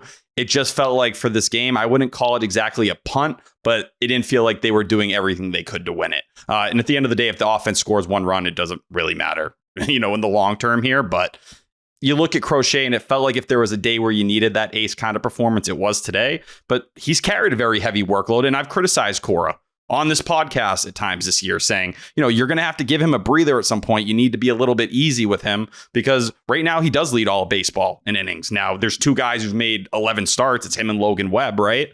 So, there's a managing there. I get it. You're trying to pick your spots with it. It just seems like it came at the worst time possible. And if it came at the worst time possible, I'd like you to do something to get that fresh arm in there and give yourself a better shot at winning because hell, every single game in these spots play it. To me, you don't have the luxury right now of kind of throwing games away that you feel like you have a good shot at winning.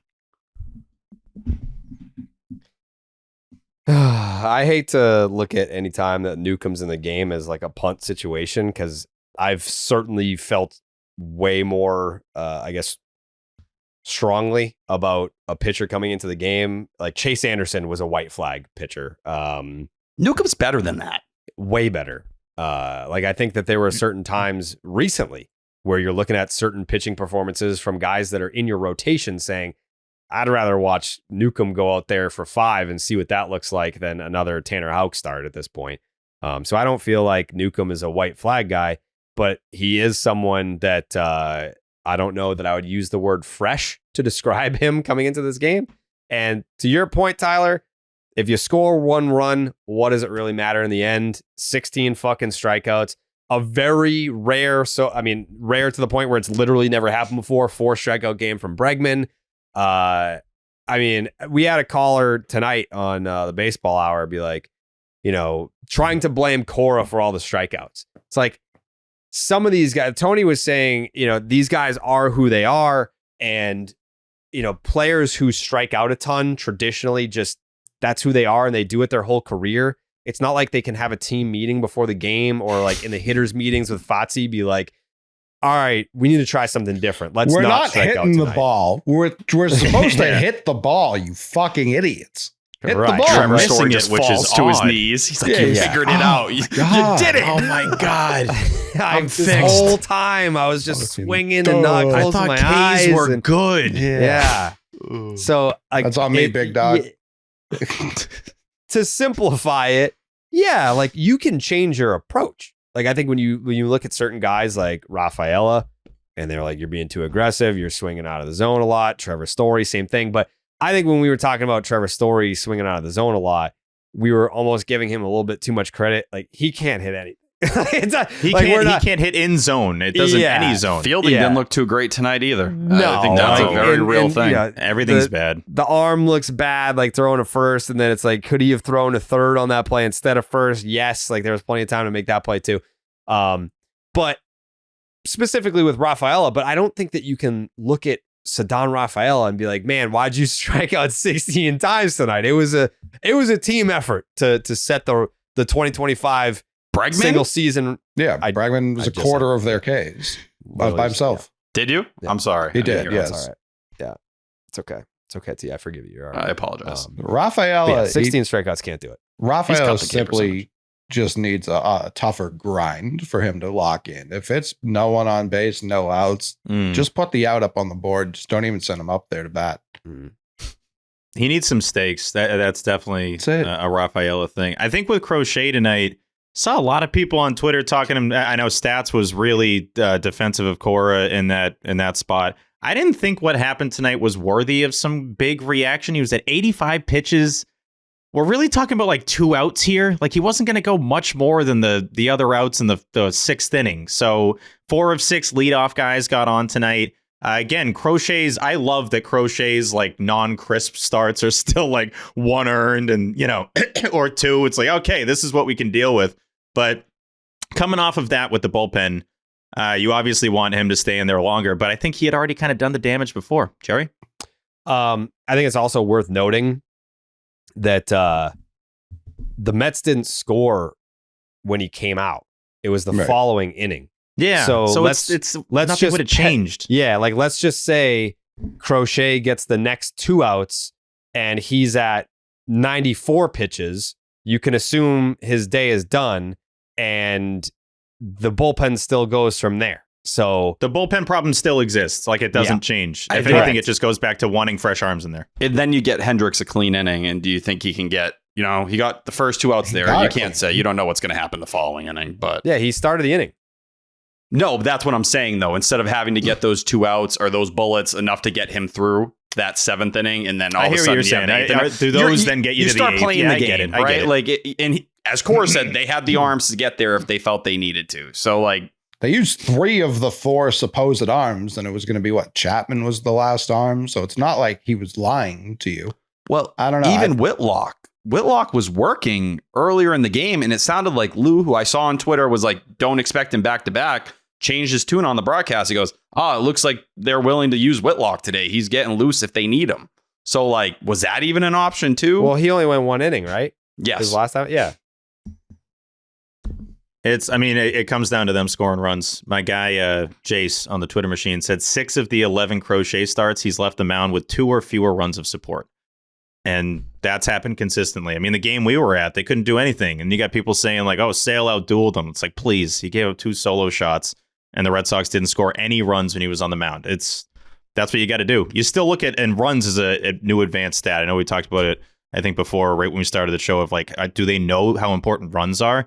They still score a decent amount overall, but it's like 6 total runs in this series, and winning the series kind of blows your mind, honestly. If anything, it's more the Mets just going bad right now that they didn't lose this series. I'm not trying to be negative. We got ketchup coming up, but it's hard to feel super great after what we just watched. Well, it's also, it puts the attention on the offense with Story and Campbell, who I think over the last 30 days or in the month of May, I think Story has the lowest OPS in all of baseball at qualified hitters. Campbell's number 5.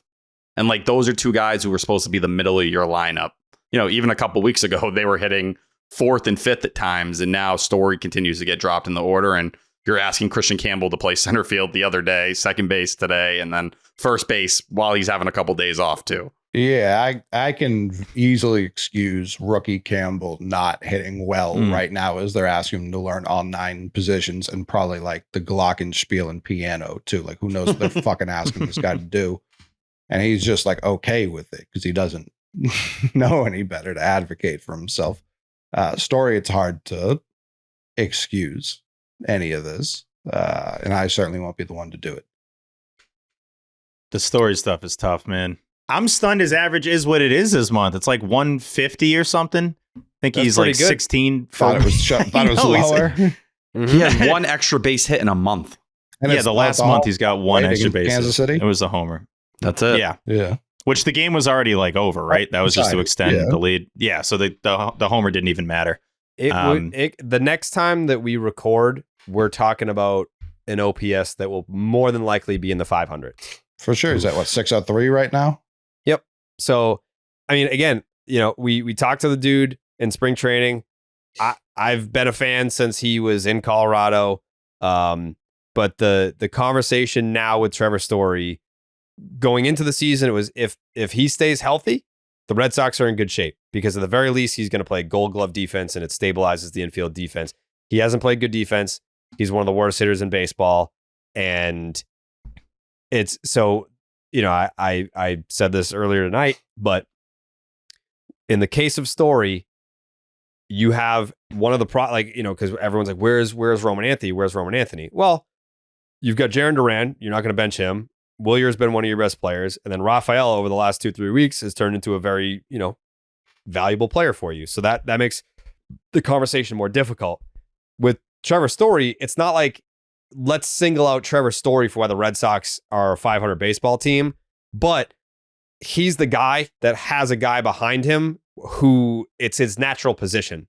So that makes him part of it's not like, there aren't other guys that are underperforming or whatever. Like, you would hope to have an upgrade at certain positions or whatever. But in the case of Trevor Story, he has been one of the worst, if not the worst on the team from a position player standpoint. And he also happens to have a guy behind him who is younger, better, and ready to go, like right now. So that's where the conversation becomes interesting. And I know that whatever it was 2 weeks ago, I think Cotillo had the report that the Red Sox had an approach Story about first base. And At the time, the numbers for Story, they weren't great, but they weren't as bad as they are right now. It's not even a matter of do we move him to first so that Meyer can play short. It's do we put him on the bench to upgrade the team in some capacity? I don't know that putting him at first base helps you anymore, because like Romy Gonzalez, you can make the case Romy Gonzalez at first base and Marcelo Meyer makes you a better team than Trevor Story anywhere right now. And are you going to send David Hamilton down to have Trevor Story essentially as the platoon partner? Would that be it for Marcelo Meyer at this point in time? Because while I think Marcelo has shown some really hot streaks down at AAA, you look at the numbers, he's not dominating the level. It's not like Roman Anthony. It's a 105 WRC+. He's been 5% better than league average down there. And it's a sub 700 OPS against lefties. He had a 2-hit game today. I think he's cooled off a little bit over the last couple of weeks, though. And the K percentage and walk percentage are in a good spot, but it seems like they're trying to get him those reps at second base. I think that's their biggest thing right now. He played there for the 3rd straight game today. They're trying to get everyone reps everywhere. Like it's like if you turn into the Nesson pregame show, you're just watching a live feed of Christian Campbell trying to learn first base. That's what the Nesson pregame show is now. So, and I know Coley said it last episode, I don't think the path for Campbell playing first is through center field. Like they had him out in fucking center field. So great play out there too. Yeah, but I don't know. They're asking him to do so much for no fucking It's too reason. much. As a rookie. And I just think the path to success is having guys playing their natural positions. And I recognize that like Campbell, for example, doesn't necessarily have a natural position. He can play infield. He can play outfield. He doesn't do any of them particularly great, but he's passable. Like he's a passable center fielder. He's a passable second baseman. But when you've got Marcelo Meyer sitting right there, and I understand what you're saying, T, like he's not setting the world on fire down there, but yes or no, is he an upgrade over Trevor Story if he's starting at shortstop tomorrow night? Of course. Yes. And So, I like, think that's what I'm it's looking even at. a spark, but then you're putting pressure on that player. Like, can you give it to that? Can you bring us up to that level? Can you get us going? And I think that's where you start to look. And is that unfair? Fuck about that pressure. He's not going to be He's the worried type of about guy that who at seems all. like he'd overcome it. He's not thinking about that. Well, He's he thinking also about, doesn't think he's going to come up and have to be the guy to like save the team in certain spots. I think Yeah. he's going to be like, all right, I'm at the majors. Let's get used to the majors. That's it. Anybody's putting up a more competitive bat than Trevor Story right now, who every pitcher knows. Like, he's not even having a shot. He's down 0-2 before anything starts. But you look at what they're doing with Campbell at first base right now, and Sean McAdam had the report today. Couldn't Shout him confirm it was the Red Sox, but there was a team that called the Nationals about Nate Lowe and wanted to talk and see what it was. Couldn't confirm it, but thinks it's very likely it was the Red Sox. So they're considering options. That's the definition of a stopgap. So are they trying to avoid Campbell at first? Is it only something they're willing to do for a month or two and then get out of it? I don't know. But even then, you're going to have this switch up. Is it Meyer at short, then Campbell the second, and then trading for somebody? It just feels like there's a lot of balls up in the air. That kind of feels like it makes the most sense. As they're, situated right now, it would feel like you got to have an uncomfy conversation with Trevor Story. We talked about, I think, last episode, like uncomfy convos need to happen because as this team looks, they need to have, yeah, they definitely do. As this team looks right now, this isn't going to do it. Like this, and the Story at-bats, you mention it. I'm just looking at my phone during Story at-bats now. I'm like, all right, what did I miss on Twitter? Like, I'm not even watching it. It sucks. Because he's a great dude, and we've loved the dude Trevor Story, and the team has benefited a lot from his veteran leadership. It's just you can't keep putting him out there like this. It's one extra base hit in his last 104 at-bats. That's crazy. He's got the chilliest baseball savant you could possibly see right now. The team doesn't owe him any. I mean, they owe him $64 million, but they don't owe him like this opportunity to try to like get back to where he was. I don't think there's much more time that you can waste with him in this spot. It's very Gordon Hayward on the Celtics. Like they would just start him, even though he was like clearly not the player he was before the injury. And they let that run its course, and it completely soured the locker room and the team overall. And obviously I don't think that's happening here. I think they're pointing their aggravation at other players, but I don't know. It's not working. And I don't like, this isn't fucking Double-A. Like this is the Boston Red Sox. But they kind of treat it like it is. It's like, no, but he's our guy, and like, you know, he's great with the young kids and all that. It's like, just make him a coach. Like, I know we joke about it. It's like, just kind of make him a coach on the bench or whatever, and say he's got an injury, do something. Cole, you've mentioned it before, where it's like, we're wasting time. This is valuable time. They're 5.5 back in the division. You should not be 5.5 back of this Yankees team. That's really bad. Like, make some changes so you can build and, you know, bridge the gap in the AL East. Yeah. The fact that they're a game under 500 and like still kind of in it is just a testament to the rest of the division. Yeah. But yeah, that conversation's got to be coming. I don't trust that it is though. Like no, I don't know. I think urgency is the word. I haven't seen any of it. You know, we keep saying that there needs to be a shakeup, anything. And I know that when we say shakeup, people fire the manager. No. Like things that will actually matter on the field. And with Story, I've seen the Sandoval comparisons. Well, you know, they designated Pablo Sandoval for assignment like halfway through his deal. It's like, but everyone hated Pablo Sandoval, and he actively was not trying, did not care to get better, openly said, I have nothing to prove. Like Trevor Story is trying to win. He's trying to, he does not want to suck. He wants to be good, and his teammates love him. And I think if you were to, like, whatever the move is, I don't think it's going to be a DFA, like whether it's a phantom injury, whatever, to get Meyer up here or something. They have to do something. If you were to, worst case scenario, designate him for assignment, that does something to the room. And I don't think the room can handle another blow like that after the Raffy drama that they've endured. And they're just going out there trying to fucking do their best. And it's like, this is our leader. This is our veteran that puts our arm over us when we're struggling. So you remove that, then what kind of situation do we have on our hands? That's your leader for a perennial 500 team. You're saying the quiet part loud. Yeah, it's not great. And you have Alex Bregman on the roster. This isn't what it was, and I know he won't be here potentially next year, but if, you know, the last 2 years was, Story went down, there's no adult in that room, they don't know what to do. Like, you know, the panic after what happened with the shoulder injury last year, the adult's there, and it's a guy who has a resume that's way longer and more, you know, impressive than Trevor Story's ever was. You know what I mean? Like, Alex Bregman should be able to help with a lot of that if you have to DFA him, because say you DFA'd him today and Marcelo Meyer was the call up, like, I don't think the people in that clubhouse are falling to their knees. Like, what is Trevor Story giving you? He's giving you nothing. It's the personal element of it, which is like, you know, this isn't like Coley mentioned. This isn't AA. Like, come on, this is the big leagues. Like, you're trying to get over this hump of finally getting back to the playoffs for the first time in 4 years. You're going to have to do some uncomfy things. I remember when they got rid of Hanley, and I was like, oh, like Hanley, our guy, no.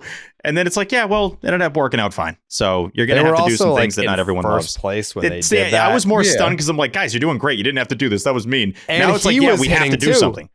I know. Yeah, he wasn't at this level, not even close. No. Yeah, I know. I think you have to set a standard, because right now the standard is like, hey, because even the standard I was about to say isn't true, because I was going to say if we're paying you, you're going to play. They've already disproven that, because Masataka Yoshida's visiting Pearl Harbor. Like, who knows what he's doing over there?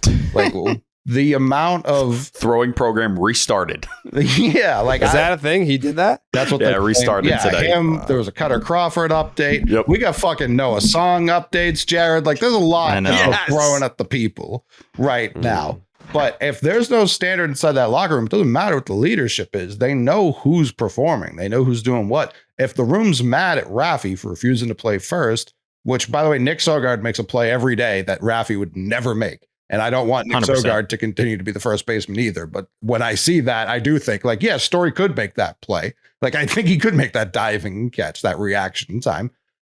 But if there's no standard set, especially for the young guys, for everybody in that room, like, why would everybody be rowing in the same direction? Even if people aren't outwardly like, hey, fuck Trevor Story, because I don't think a single person there thinks that. No. Or should they? They are going like, oh, this guy goes out and plays every day, kind of no matter what, even if he's actively hurting the team on both sides of the ball.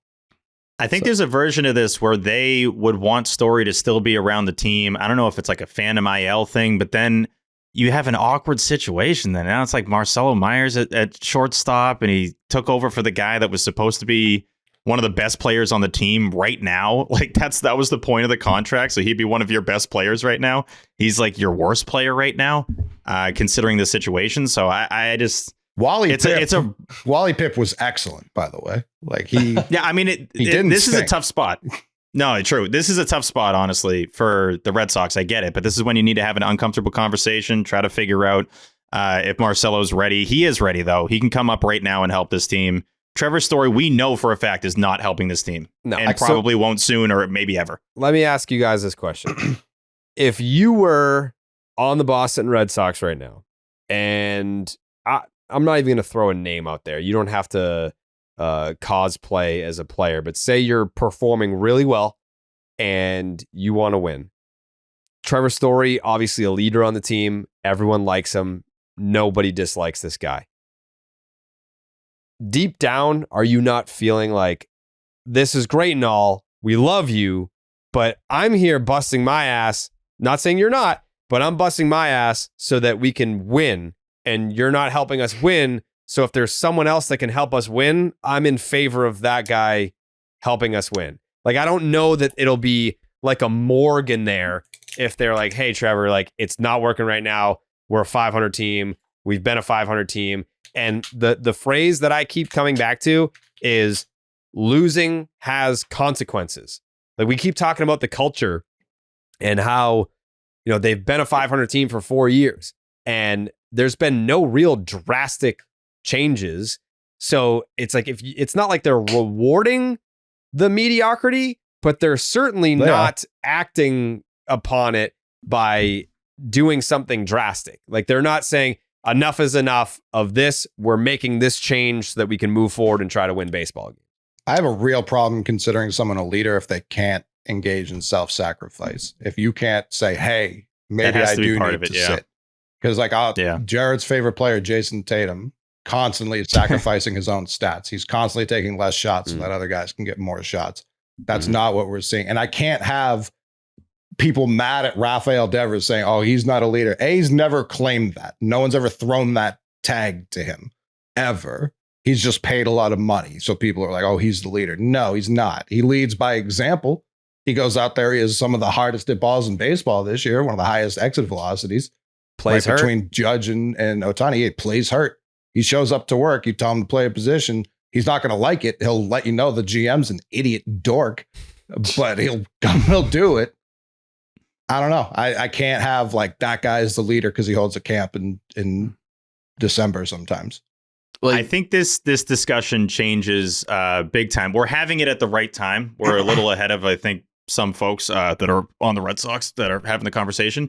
Once it hits June 1, these stats just look a lot different because people in their brains are like, June, all right, it's the summer. Oh, Jesus, Trevor Story, what's going on right now? I feel like this is false sense of like comfort with May, where it's like, all right, it's still early. It's not. We're a third of the way through the season. Saturday Jared, is exactly a 1/3.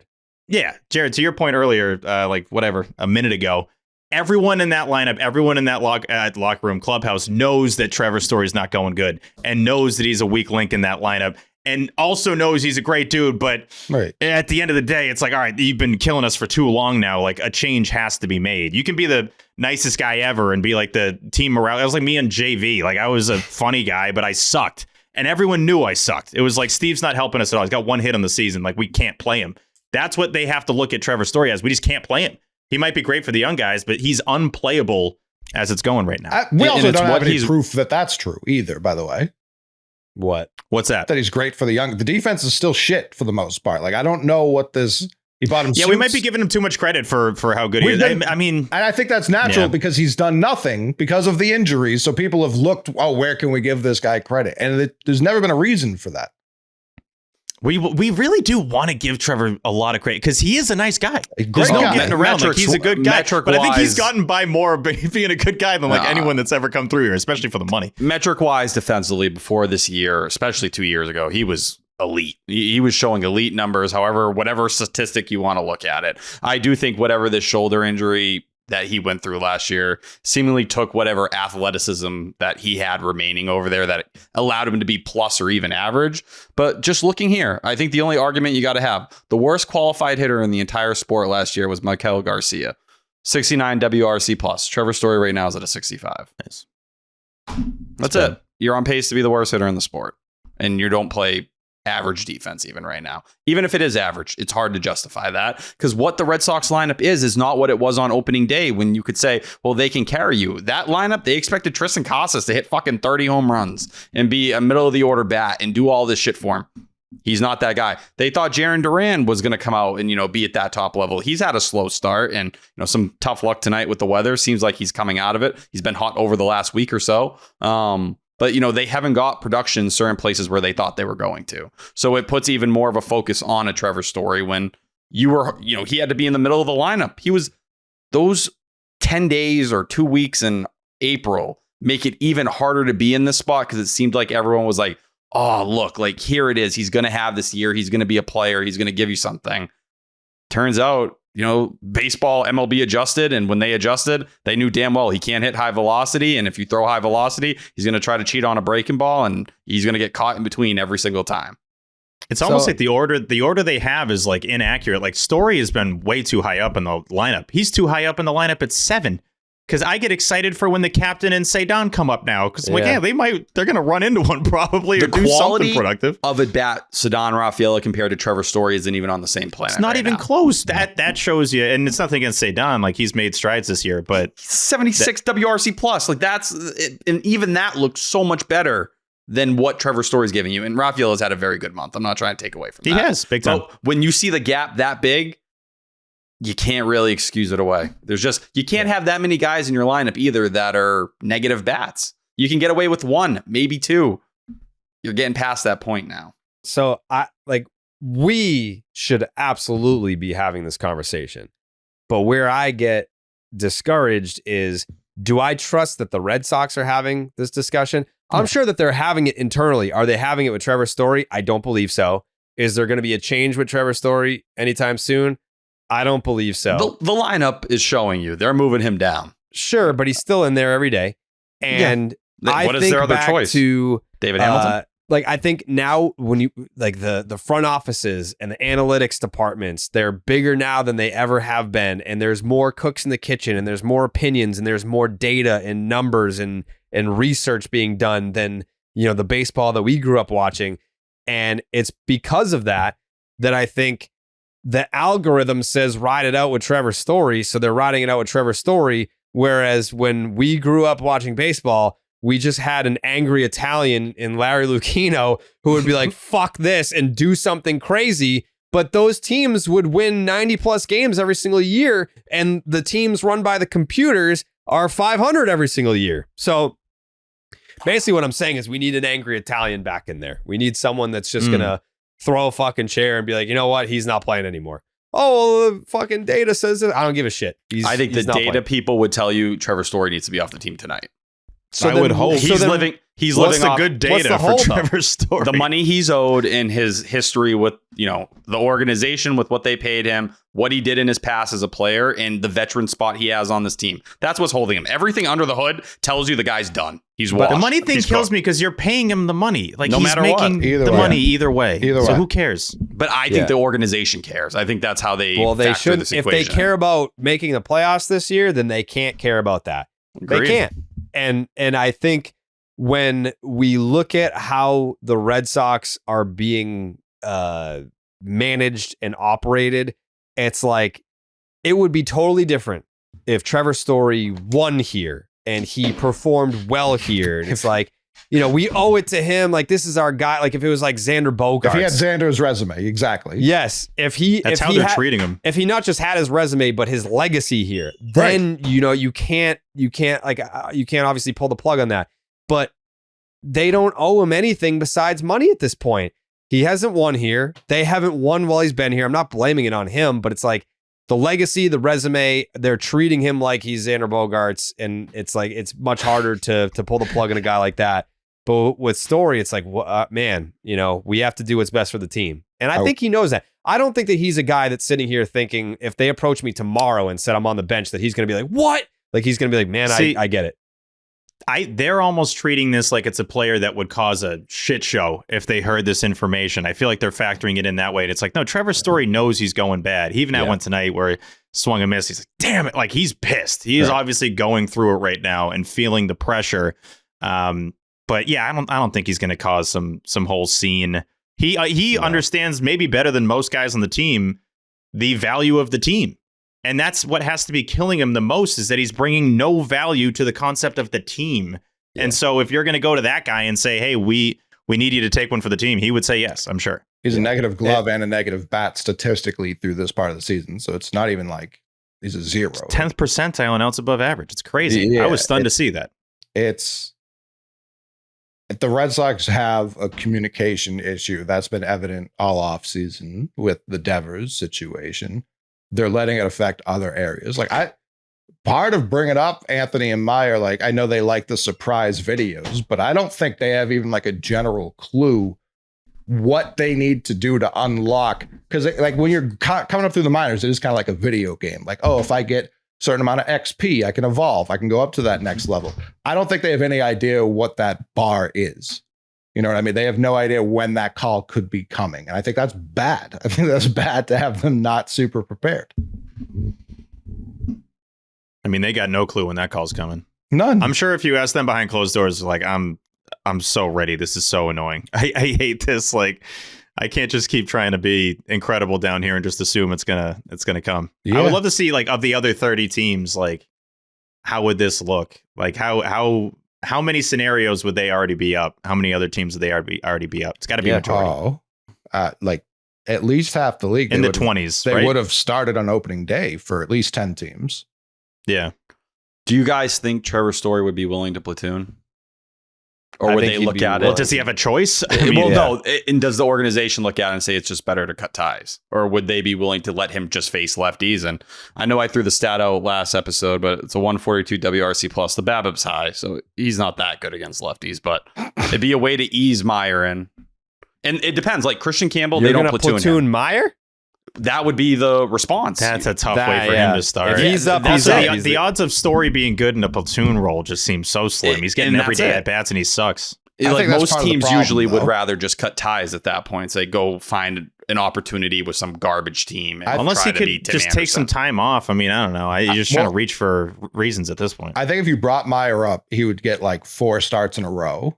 Then you'd start to platoon it, even if it was like a 2-1 type situation. Or I mean, it's body wise.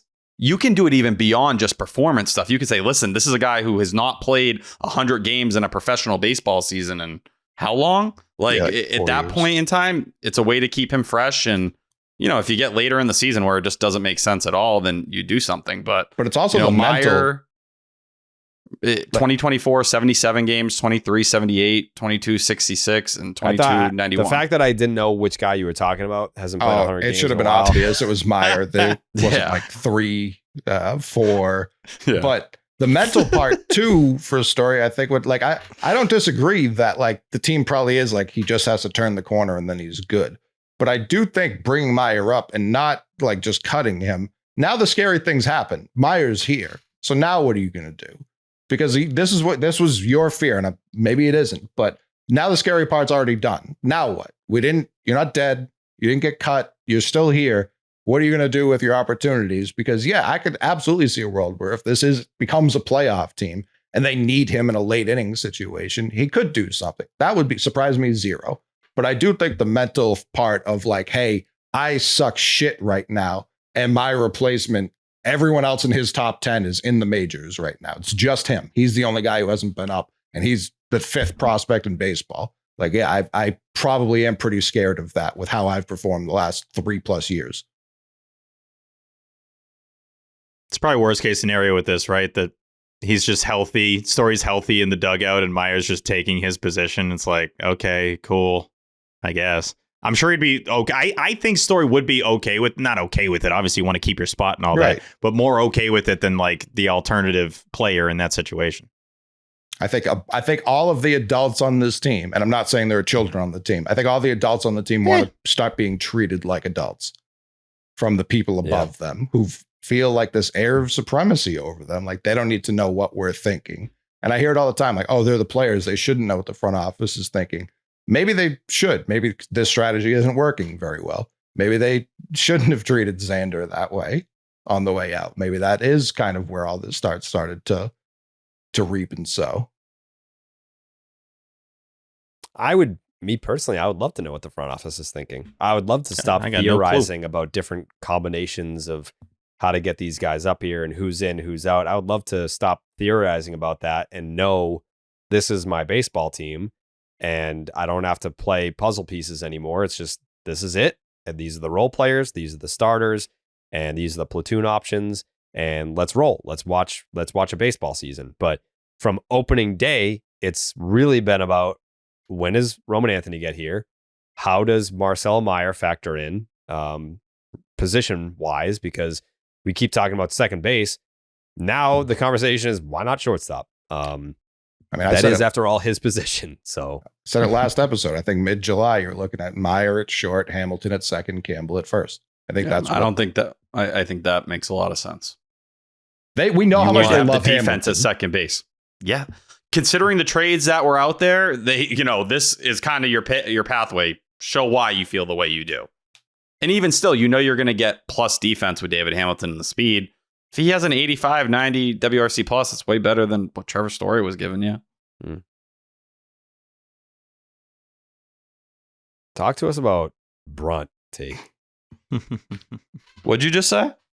I said, can you talk to us about Brunt? Of course I can. I'm actually wearing my Brunt boot right now. Well, no, you're holding it, so you can't be wearing it. But I just took it off. Please. Okay. All right. You can tell I've been wearing this thing every day. So you were wearing it. Yes, I got the brown so it could match my fits. I look swaggy. I wear a lot of brown clothing. Yep. But the reason I'm obsessed with Brunt right now, choosing work boots oh God, hold on. Sorry, I stumbled there. Choosing work boots used to mean sacrificing comfort or durability. If they felt good, they didn't last. And if they lasted, they wrecked your feet.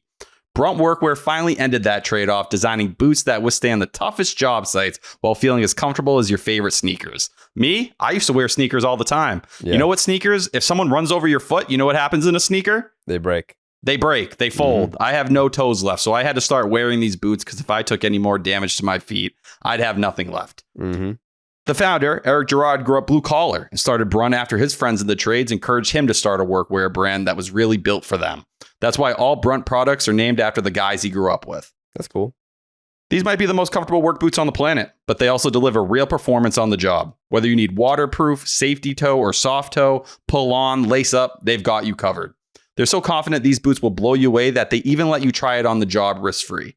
I wish I had a job that I could go out there and use them for that, but at my radio job, they work great, just sitting around wearing them all day long. For a limited time, our listeners get $10 off of Brunt with code section10 at checkout. Just head to bruntworkwear.com and use code section10 and you're all set. And after you buy, do us a favor. When they ask you where you heard about Brunt, tell them that it was from our show. See? Thanks. That's section 10, like 10? Yes. All one word, no space, nothing in between. Okay. Thanks, T. That's what I do. Appreciate you. The Walker Buehler situation, not a huge deal at this point. They won the game, but do you look at it as a reflection of today's game? Yeah, you have to score more than one run. It had a ripple effect because you had to use your bullpen, and that impacted the next day's game, and it could continue into this Orioles series as well. They're not playing tomorrow. You don't think so? No chance. That's not I'll your leave that job, up to Steve. T. You're right. You know what? I overstepped there. Yeah, it's fine. Jesus. Sorry, Steve. No. Don't toss him. The last Unobstructed Views, it rained. There was a rain delay. And now I'm going to drive all the way to Watertown, and there's going to be a rain delay, and they're going to call it. And yeah, I mean, it's not even like they're going to call it early or whatever, because I have to go. We're shooting a commercial. Ooh, okay. Super fan. Yeah, so that's why I probably have to grab the foam finger if there's going to be a commercial and they don't lean into the super fan. Like, are we really marketing this thing? Like, let me sit down with the marketing department and let them know what my vision is for this commercial. So at least the trip won't be wasted. Like at least we'll be doing something. You get something out of it. There you go. Yeah, I'm anxious to hear the weather look ahead because T's got me feeling like we're not playing ball tonight. But he's not the weatherman. No, never will be either. No, I don't want to be it. not even if we were to power rank the weathermen to ever appear on this show. You're not even second. That's okay. I put Steve, Dan Peralt. You know, who's second? One. You're Meyer. second. Oh, Who What? the fuck? Who did you just I say? put Did you Dan have me first. as second Well, Section 10 weatherman? I just believe Dan can do anything better than you. So Dan would be my number one. Jeez, That's not mean. That's not What mean. the How is hell that was mean? that? Anything? I don't know. I was runner-up. I can do Anything some at all. stuff. I just assumed Dan is Anything. better. Crazy. Oh, I'm not in a mean way, Steve. I love T going, that's not mean. I just think you suck and like you're not good at anything. I just Wow, think in T. any arena this planet could throw at you, Dan would conquer. He would destroy you. Yeah. That's not mean. That's just a fact. I mean, there's thought you no knew. bigger Dan Peralt guy than me, and even I would give Steve the nod on weather. And Jeez, man. Yeah, credit to Jerry, because I think everyone heard just what Tyler said. He said Meyer was number 2. He did not say Steve. Yeah. Come on, T. Yeah, Myers number 2. We've had a good season, T. I We haven't know. really had I'm any sorry, blow-ups Steve. or anything. That one hurt. Yeah, shit. Fuck. Shit, dude. Fuck Felt you, that Dan. Wow, What? that's crazy. I'm trying to make up. No. I don't know why you hit it so hard the I don't other know. I respect the effort, but what a wild swing there. Just Yeah. be like, fuck that Yeah, guy. no. Because now he's going to defend his brother just because. No, I know. It's like we can't be saying fuck you, damn. Yeah, No, that's dude, crazy. no. Come on, he's the POTY. There has to be some level of respect. Yeah. I don't know if there's really much to add about the Walker Buehler thing. I thought it was a bullshit ejection. What was it? Mike Estabrook? Mikey Dickhead. Yeah, that guy sucks. So blows. it was obviously a strike, and the Laz Diaz, the crew chief, said after the game, well, he argued balls and he came off the mound to argue balls and strikes. And it's like, well, Mike Estabrook walked from behind home plate in front of the plate, took his mask off and pointed at him and yelled.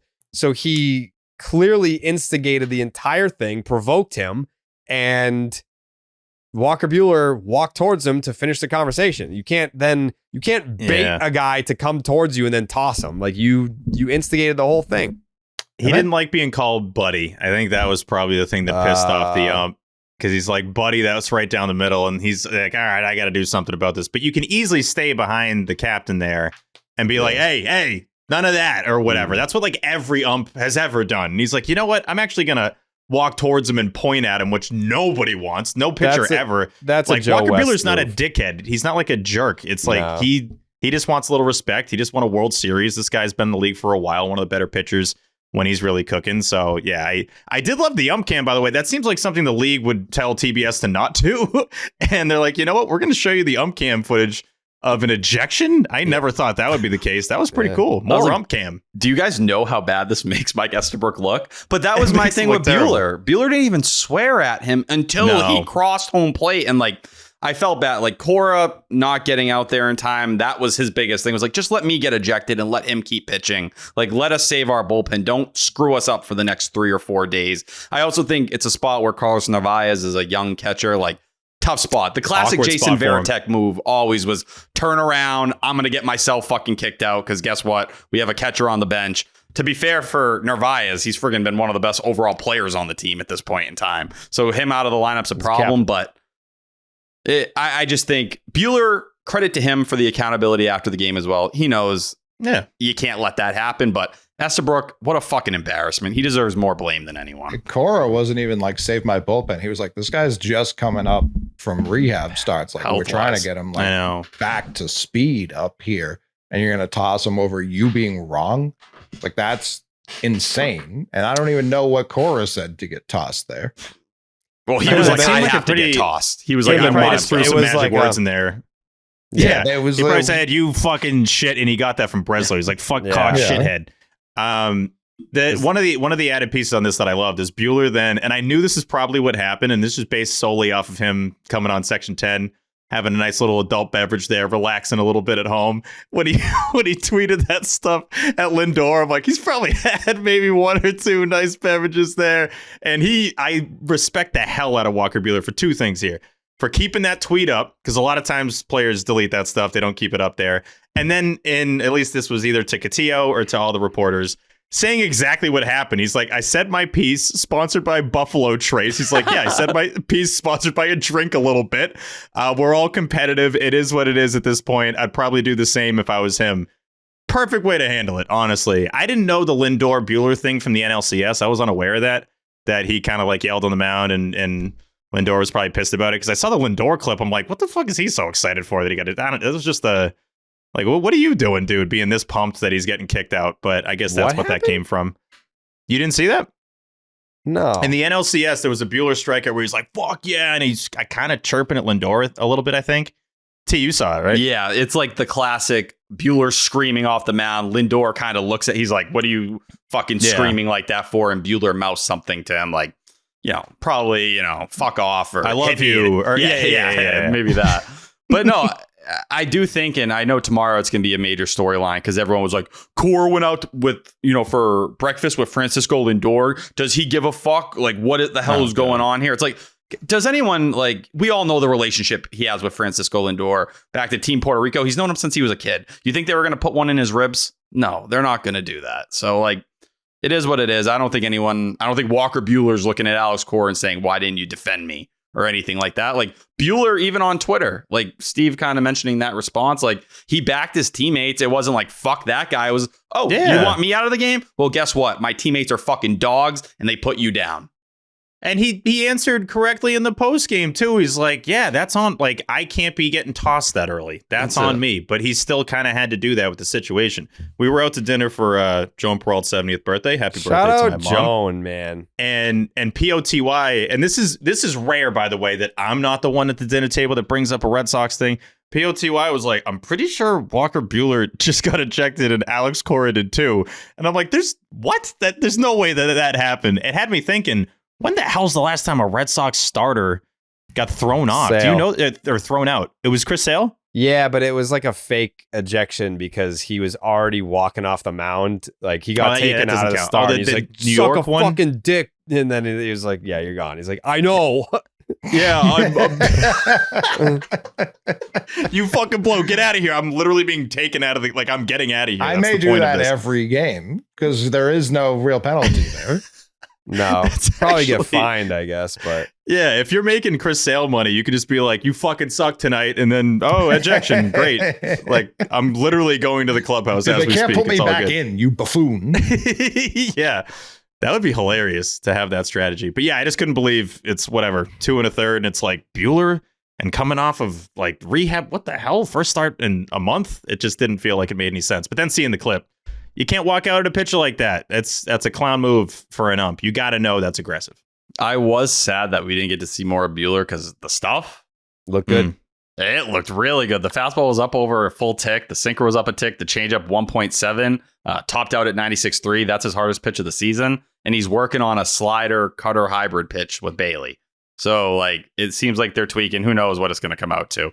But the fact that he was throwing that hard, Zers with their new pitches. Back in my day, Jared, there were 4 pitches, 5 if you were Tim Wakefield. That's it. Disgusting what they've done to this sport. Fastball, you get your curveball, you get your change up, and Jerry, what's your knuck? Jerry?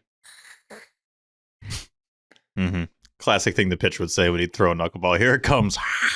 Probably sounds like a silent fart when you a fastball is like, but a knuckleball probably sounds like. Right, those can be deadly. The ones that are just those can ruin a room. Yeah, like it's like cigar smoke coming out. Just, it's just big time poop air. Yeah, and that's getting everyone. What are you looking at, T? Fangraphs leaderboard so I can hype up Carlos Narvaez. Oh, yeah. Oh, shit. Nope.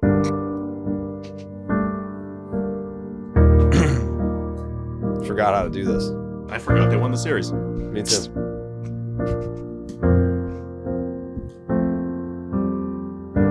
Vasquez, ringleader. Duran, the triples leader. 44, heaters.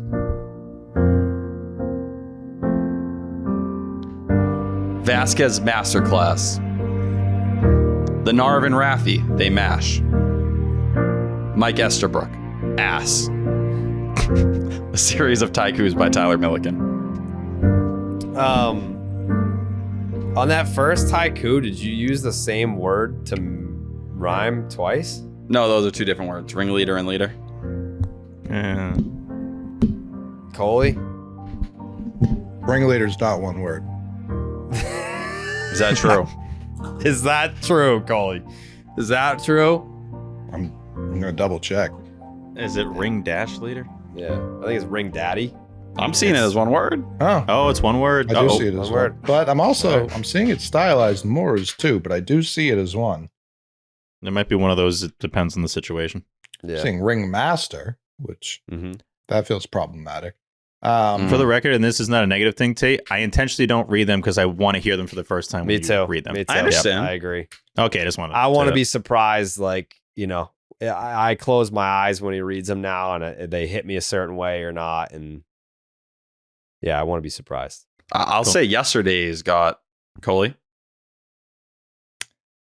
He brought up a guy, and this guy's not supposed to be cool. He's not. The Louis Tiant cigar entrance for 44. Not his idea, though, so I'm not giving him that much credit. Whose idea was it? It was someone from the Red Sox, but it wasn't his. Who? I read the article. I just know it wasn't Chapman. Look it up. I'm working. I don't think want- he was like, boys, can we get this video? Which has to be AI, I would assume. Maybe not. Nah. I think that happened. Yeah, I think that's can't a real be that video. hard to find a video of Louis T smoking a cigar. Sure. It If is in it's just great quality, so like it looks like they. Not to make this anything negative, it looks like they filmed it like this year, obviously. Right. That's Yeah, what I'm all right. saying. Yeah. Like, It's look just at it, like So the like, I Sox guess that was just in the production art. No, to Coley's point, it's like that was in the archives. You had like the cleanest video of all time Yeah. that would fit the big screen of Louis Tiant blowing I smoke. bet, so they do all the promotional videos in spring training, and he was like notorious for always Yeah. being in spring training. So Sure. That's fair. Yeah. like they How do we have, like, feel the- about it, by the way? Because Mikey and I saw it on the Saturday game, and I'm like, interesting. They're going to combo Louis with 44. Well, I they're get both from Cuba. I know, I get that. Sure. I get that. I'm just saying the individuals that are involved And they're in using that video. like a dead guy. Like, did we get this cleared? Like, does his family want this tea? Did What the does the family article say, say? yeah, pair that with Chapman? You'd be surprised, man. Like when I went to the wouldn't. Pedro Martinez Foundation thing, like no one cares about the incident.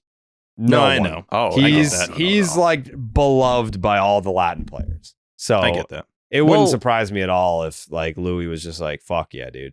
Rusney never got this treatment. I'm sorry. Nope. Rusney Castillo. What kind of treatment? He's from Cuba.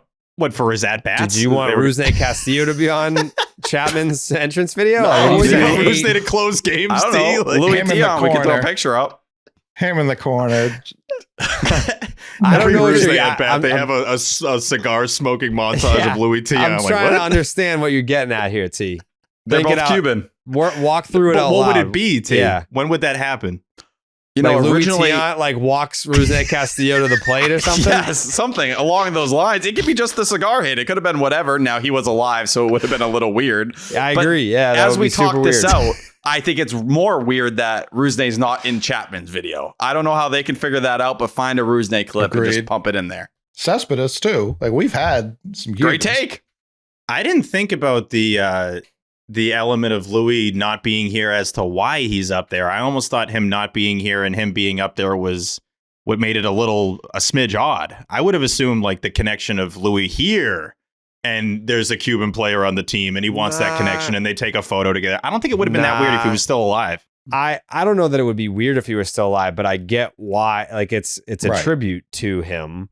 It's how to keep his spirit and For his sure. memory alive. It's equally cool if he's like still alive though. If they did And the I Cuban don't- connection and he's still here. Yeah, I don't know that there's a personal relationship between Chapman and Louis Tiant, but I'm sure being a pitcher Definitely not from now. Cuba that he probably was like, that's the fucking guy. Yeah, definitely not now. But I think if it were someone who was like, yeah, like I grew up in Cuba, his like everyone talks about him here. So like I always grew up being a fan of him. And now that I play for the Red, didn't someone say at the beginning of the year or like in spring training that Aroldis Chapman has always wanted to pitch for the Red Sox? Yeah.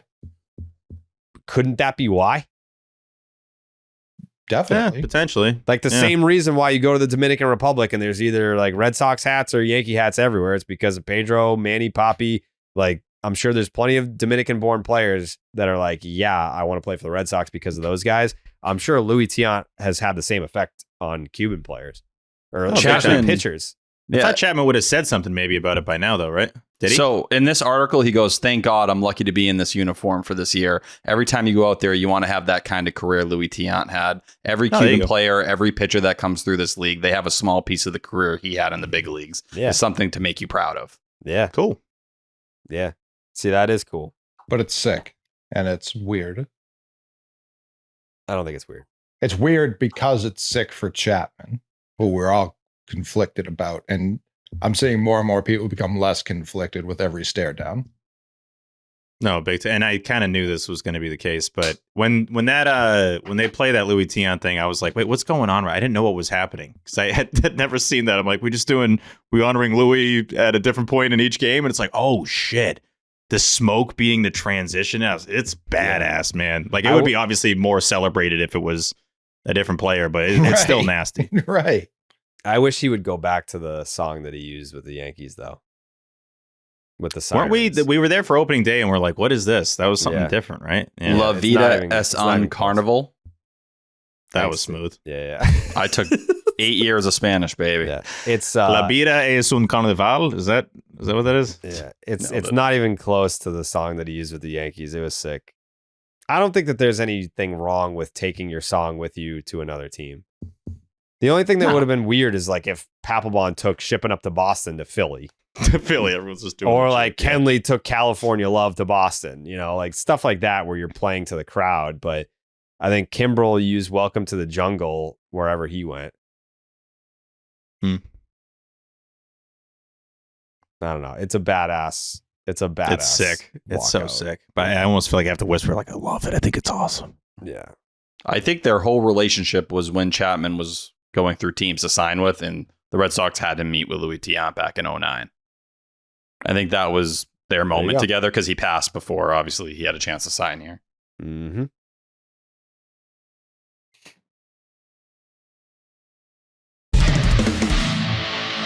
It's going to be interesting.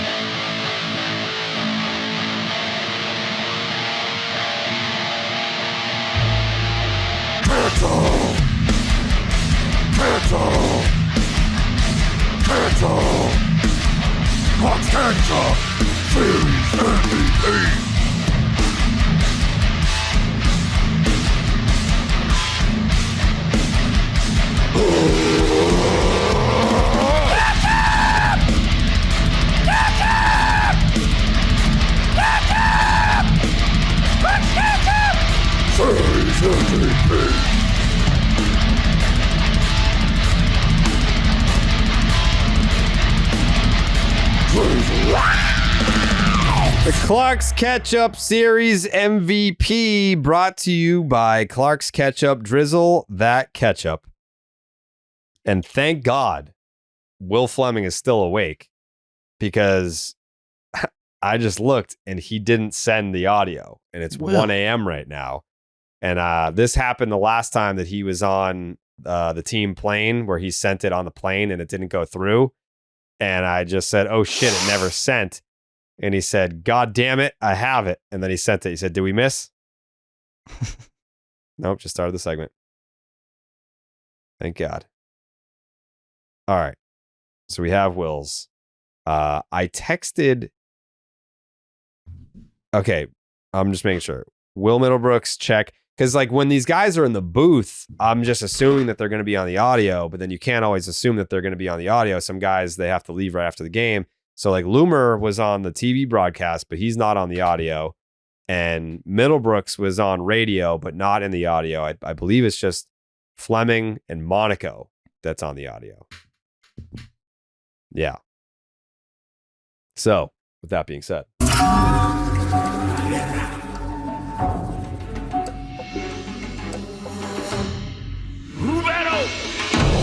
I stand corrected. Middlebrooks is on the audio, I'm being told. Okay. Dog. Clark's Catch-Up Series MVP voting for a 2-out-of-3 series victory against the New York Metropolitans. First vote belongs to Cake. A lot of good options out there. One of the toughest Clark's Catch-Up Series MVPs of the year. I think I got to go with Cake for getting that series loss in Game 3. That was a big one. Wow. And it's also classic Cake to just make it all about himself, so I'm going Cake. Wow. All right. First vote from Cake is Cake.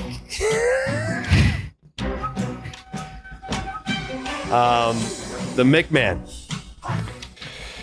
I thought he was going to go like Esterbrook or something. Like, thanks for getting that rabble out of here. I mean, Will Fleming, it feels like he's starting to like try and sway the vote a little bit to keep his streak going. We never used to get like these preview texts ahead of time. But I don't know that it's an individual. I think Vasquez obviously gets big packets. The offense didn't score any runs, so I can't sit here and be like, that guy did it. That guy, like, yeah, Devers had the solo shot. The captain obviously gets packets all over the place. If I were even to try to get to one bullpen guy, I think I would settle upon Justin Wilson. I think. But Slayton deserves a lot of love. 44 deserves a lot of love.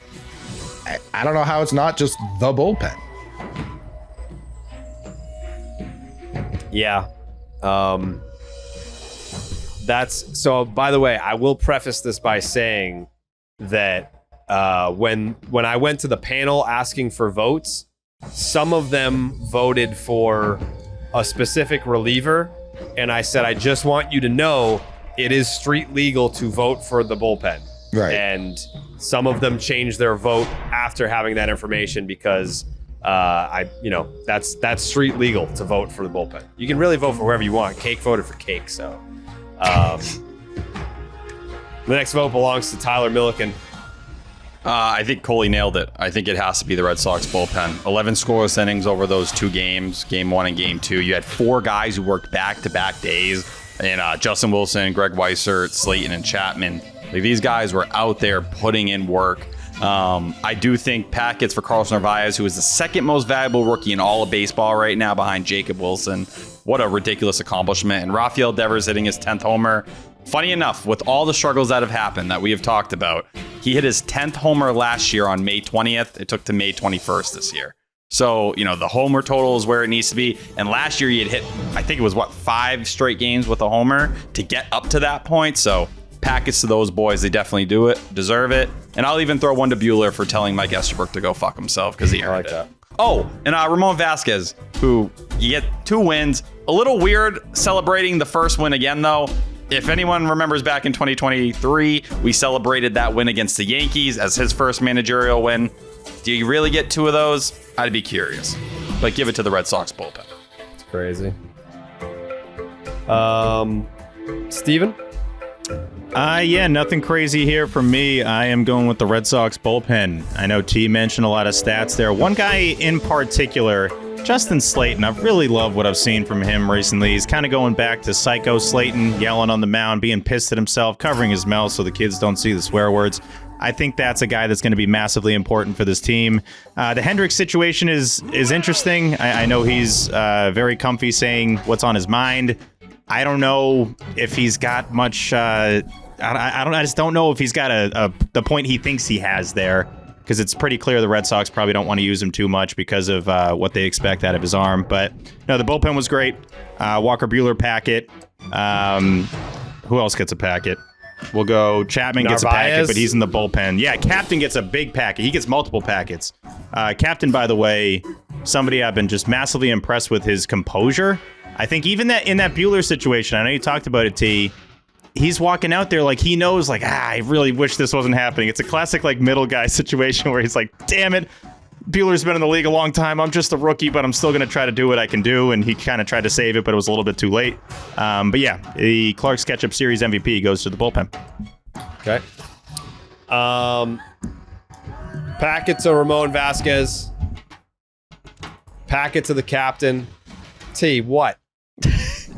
I'm sorry, I forgot to say this about Ramon Vasquez, just you bringing it up. Pulling Hunter Dobbins at 66 pitches, great move. He had never been pulled with less than 79 pitches in any of his previous starts. If you just look at the numbers, I think it's a 320 batting average, third time through the lineup. Credit to him for being so aggressive with that move. It deserves more love, and it's something the Red Sox should be doing, because when Dobbins gets to the 5th, 6th inning, the velocity starts to go down, and he starts to get hit very hard.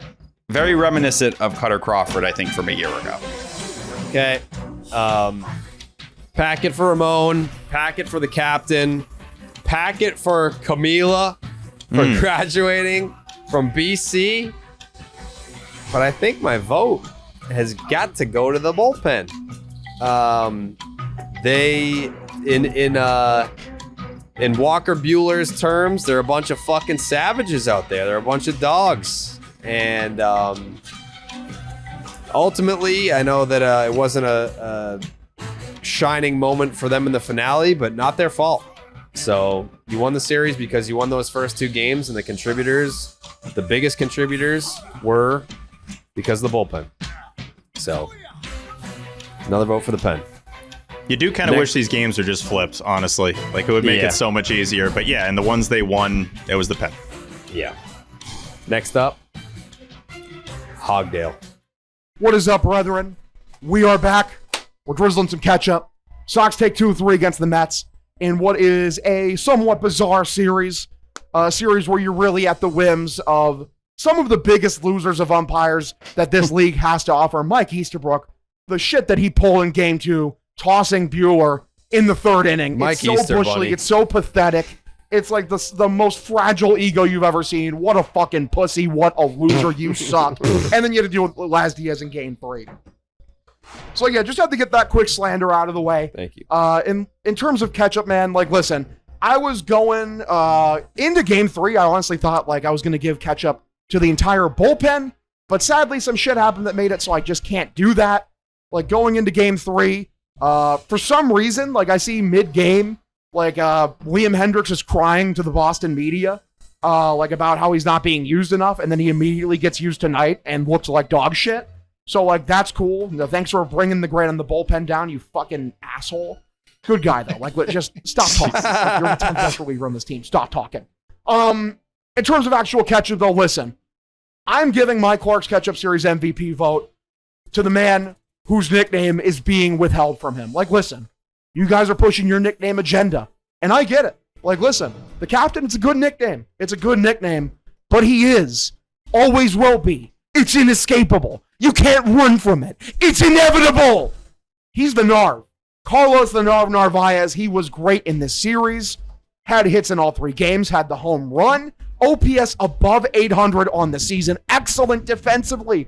If he's not in your top 2 Rookie of the Year voting, you're on drugs right now. He has been excellent. One of the best catchers in the league. So my vote goes to Carlos the Narv. Can't stress this enough. The Narv Narvaez. Love y'all. Hogdale, love you, but it's not the Narv, it's the captain, brother. His gear says Narvi. It's not Narv. His nickname is Narvi, if you ask him. But at least he acknowledged the captain thing. That was cool to see. Yeah, he did. He did. Okay, so the rest of the panel. TC. He's one of the people that he would have voted for Slayton. And I said, you have the option to go full bullpen if you want. And he said, that's better. Do that. So TC goes with the bullpen. Jemai Webster. He said, tough one indeed, but I think I'm leaning the Sox bullpen. But Ramon is A1 indeed. So some love. I'm going to consider that a packet for Ramon and a vote for the bullpen. Dave O'Brien. OB. He said, bullpen makes the most sense. And I believe that takes us to our audio submission, yeah? Oh, no, Loomer's not on it. Loomer said, I want to go Ramon, but I have to go with Narvaez because I don't think I can give it to Wilson, Weissert, Slayton, and Chapman. And I said, you can do bullpen as a whole. And then he said, then give me the pen as a whole. So Loomer is going bullpen, which now, I believe, brings us to the audio submission that includes Will Fleming, Will Middlebrooks, and Mike Monaco.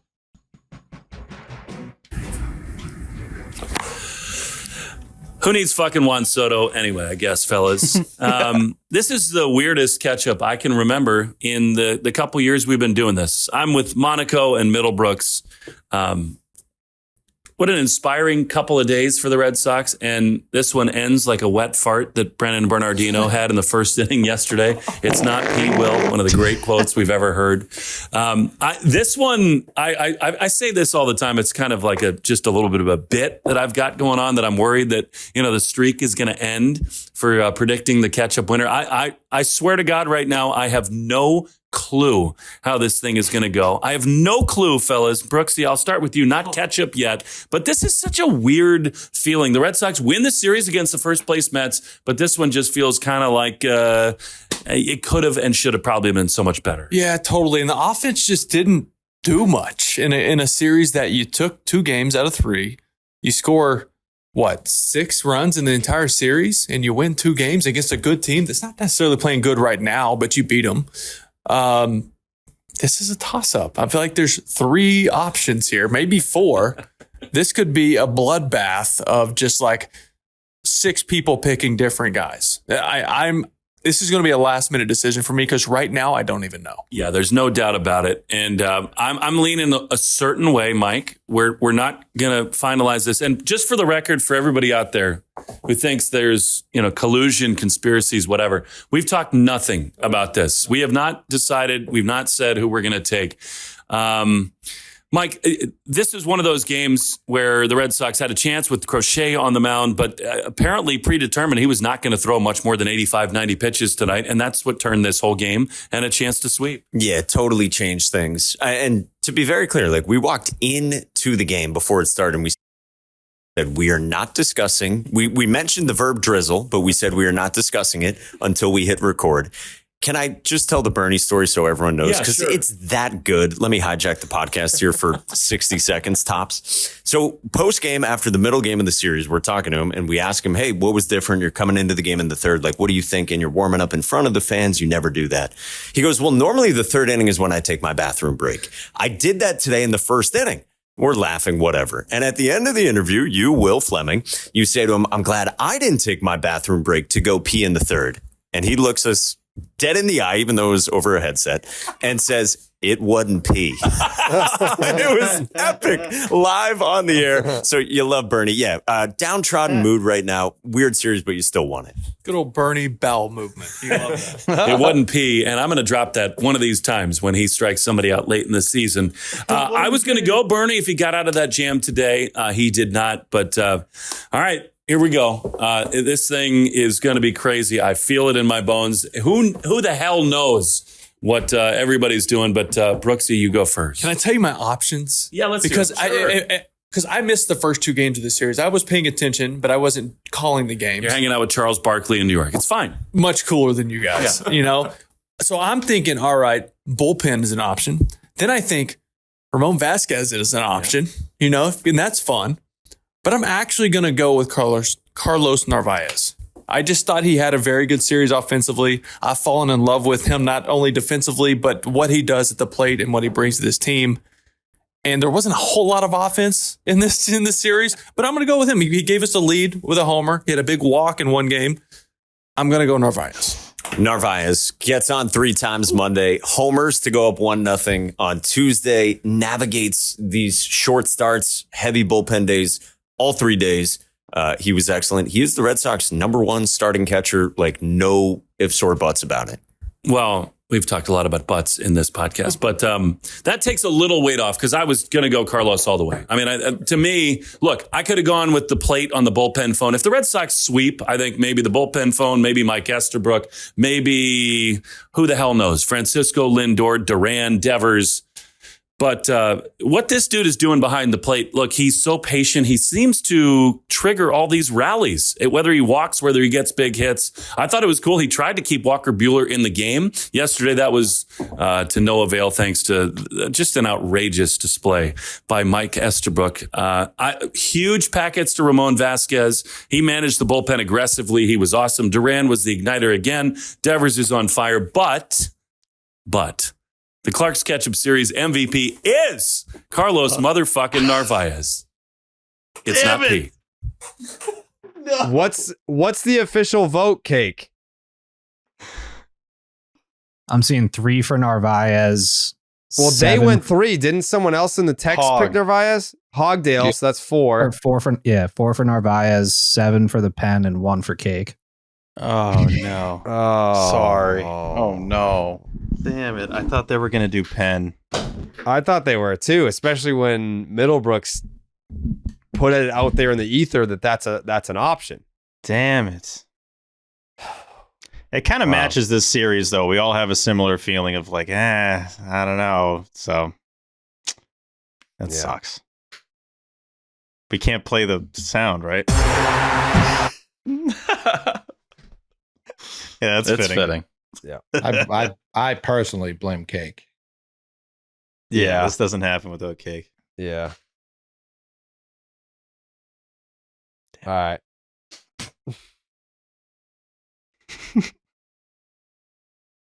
Man, I don't know. Something about Carlos motherfucking Narvaez and the dead silence. What exactly do we do here? I mean, at least it was a strong showing for Narvaez. Oh, he of had course. the walk in game 1 that led to the Duran I'm RBI talking about triple. the fucking voting, T. Oh, sorry. What was the voting totals again? I thought you meant the series. 7-4. No. 7-4? Yeah. Those are the right answers, though. Those are the 2. Yeah. Just want to say something real quick about Narvaez, if I can. Okay. I can't believe it's one of those things where it's like, yeah, he's a rookie, but he does not do any rookie stuff. Nothing he does is rookie. The way he does the walk-off interview there with Jemai, backwards hat, he's got the eye black, smooth as hell, great interview there. It's like, yeah, this guy's been here for a couple of years. The way he handles his pitchers, he backs his pitchers up. He's always talking them up. The bomb, I mean, the way he's hitting right now, he doesn't look like a rookie. He looks like a guy that's been the Red Sox catcher for 6 years, honestly. He's unbelievable. He started 8 of 9 games for them. Even Cora today was like, I'm tempted to move him up. I'm not ready yet. But the fact that you're thinking about doing that with your rookie catcher, who the Yankees just saw as a guy who was organizational depth, they'd even value that much. Pretty good fucking deal. They gave him to us after we did the crochet trick, because that was first thing in the morning, right? Exactly. This was like 7 or 8 o'clock at night. I had just got my Papagino's pizza. It was when I took the picture of it on the bed and everyone was like, what are you doing with your life? It was that day. Yeah, it was. Look, I remember the story. Like Breslow couldn't sleep because Max Fried picked the Yankees, so he woke up the next morning. He was like, "Give me fucking Garrett Crochet now." Traded Teal. The Yankees knew we needed a catcher, and he was just like, "We'll give you Elmer Rodriguez Cruz for your depth," and he's been a revelation. Like he's been. I love that we have a backwards hat catcher. Love it. Oh, yeah. And it fits him perfect. He is a backwards hat guy. Not a lot of people are at this point, but he definitely is. He does little things, too. Like sexy dude. Oh, he's a good-looking guy. Definitely a good-looking guy. Very good-looking dude. We can include that. He's hot. He's hot. This guy's hot. But little things, like the little convos with the ump before the game started. Hey, how you doing? A little tap, little this. Doesn't complain on a close pitch when he's hitting, knowing what that means being a catcher on the other side. It's walks out to talk to Hendricks there, back-to-back 2-0 counts, takes his time, calms him down. Obviously, that didn't work great, but I love Narvaez. He's done everything possible to this point. Yeah, 10-10 would kiss. Yeah, we would make out with that guy. Mm-hmm. When I go to Stop and Shop, I can cross off everything that's on my list. Tactical move incoming! Stop and Shop. Look ahead. Stop and Shop. Fuck yeah, fuck yeah. Look ahead. Red Sox win, leave them dead. Red Sox win, I'm seeing red. Stop and Shop, we look ahead. Red Sox win, leave them dead. Red Sox win, I'm seeing red. Stop and Shop, we look ahead. Fuck yeah, fuck yeah. What's better than having to Stop and Shop, getting it done for all of you? Stop and Shop, look ahead. Brought to you by Stop and Shop. Head on down to Stop and Shop right now. You buy 5 pounds, at least 5 pounds of tangerines, something 10 cents, something fucking section 10. Verbal. It's a 4-game series against the Baltimore Orioles. And by the sounds of it, by the 3rd-ranked weatherman, sounds like they're not going to play on Thursday. I don't know. I'm waiting until the official Billy's Gummy Bears before we make any determination on that. But it's Lucas Giolito versus Cade Povich. This is a Unobstructed Views special. Thursday night. Brian Bayo versus Zach Eflin. What day is today? Wednesday? What? You have different fucking pictures, T? Your first game was good. I got Bayo versus Morton for game 2. This is just the MLB website. It could be wrong. Let me look at the MLB website then. Let me look at that. Cade Povich versus Lucas Giolito. Charlie Morton versus Brian Bayo. Zach Eflin versus Hunter Dobbins. And Dean the Cream Machine Kramer versus Walker Buehler, who is fully rested in the series finale on Sunday. Okay. Lucas Giolito. You know him, you love him. This is we're looking forward to Lucas Giolito, who's 1-1 with a 7.08. It looks like the start time, dude. 7.08 ERA with a 152 whip and a 7.5 strikeouts per 9. He only likes pitching on his odd number starts. In his odd starts, 1-3, 12 2/3, a 2.84 ERA. His even starts, 7 2/3, 14.09 ERA. The good news is this is start number 5 on the season. So he's going to ball out. Giolito has 6 walks in the season. Oddly enough, they're all the right-handed hitters. His slider is getting crushed, 500 average, 929 slugging percentage. The Red Sox are 2-2 in his starts, which makes sense because he sucks in half and he's great in half. So we like that. Cade Povich, 1-3, a 5.23 ERA, a 1.45 whip, and an 8.3 strikeouts per 9. He's a lefty. He's in his second season. He had a 5.20 ERA last year, 5.23 this year. So he just sucks. He is who he is. He had his best start of the season his last time out against the Nats, 5 2/3, 3 hits, 2 earned, walked a couple and struck out 9. He faced the Red Sox on opening weekend, was fine, 4 1/3, 5 hits, 3 earned, couple walks, 8 strikeouts. The Orioles are 3-5 when he starts. Their only wins are his past start where he was great and he allowed exactly 3 earned runs. Okay. I'm learning as I go because Brian, I don't think I have Charlie Morton. Charlie Morton is 0-7 with a 7.68 ERA. You don't really need to know more than that. Brian Bayo, 2-1, a 4.02 ERA, a 1.69 whip, and a 5.7 strikeouts per 9. Going into his last start, Bayo sported a 2.33 ERA, but it was a 5.53 FIP. So kind of flirting with disaster. That came to an end. 5 1/3, 10 hits, 7 earned, 5 walks, 3 Ks. The worst part of his outing is it brought his FIP down. One of Bayo's biggest issues is his failure to get whiffs with his secondary pitches. In 2024, the slider, 34% whiff rate. This year, 25%.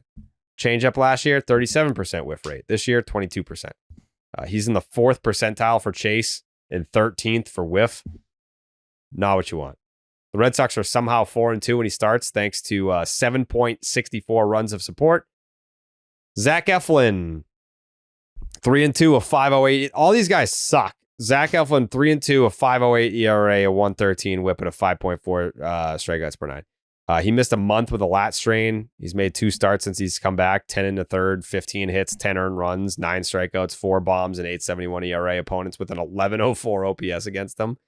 He looked fine against the Red Sox in April. 6 innings, 8 hits, 3 earned, didn't walk anyone, punched out 5, and gave up a bomb.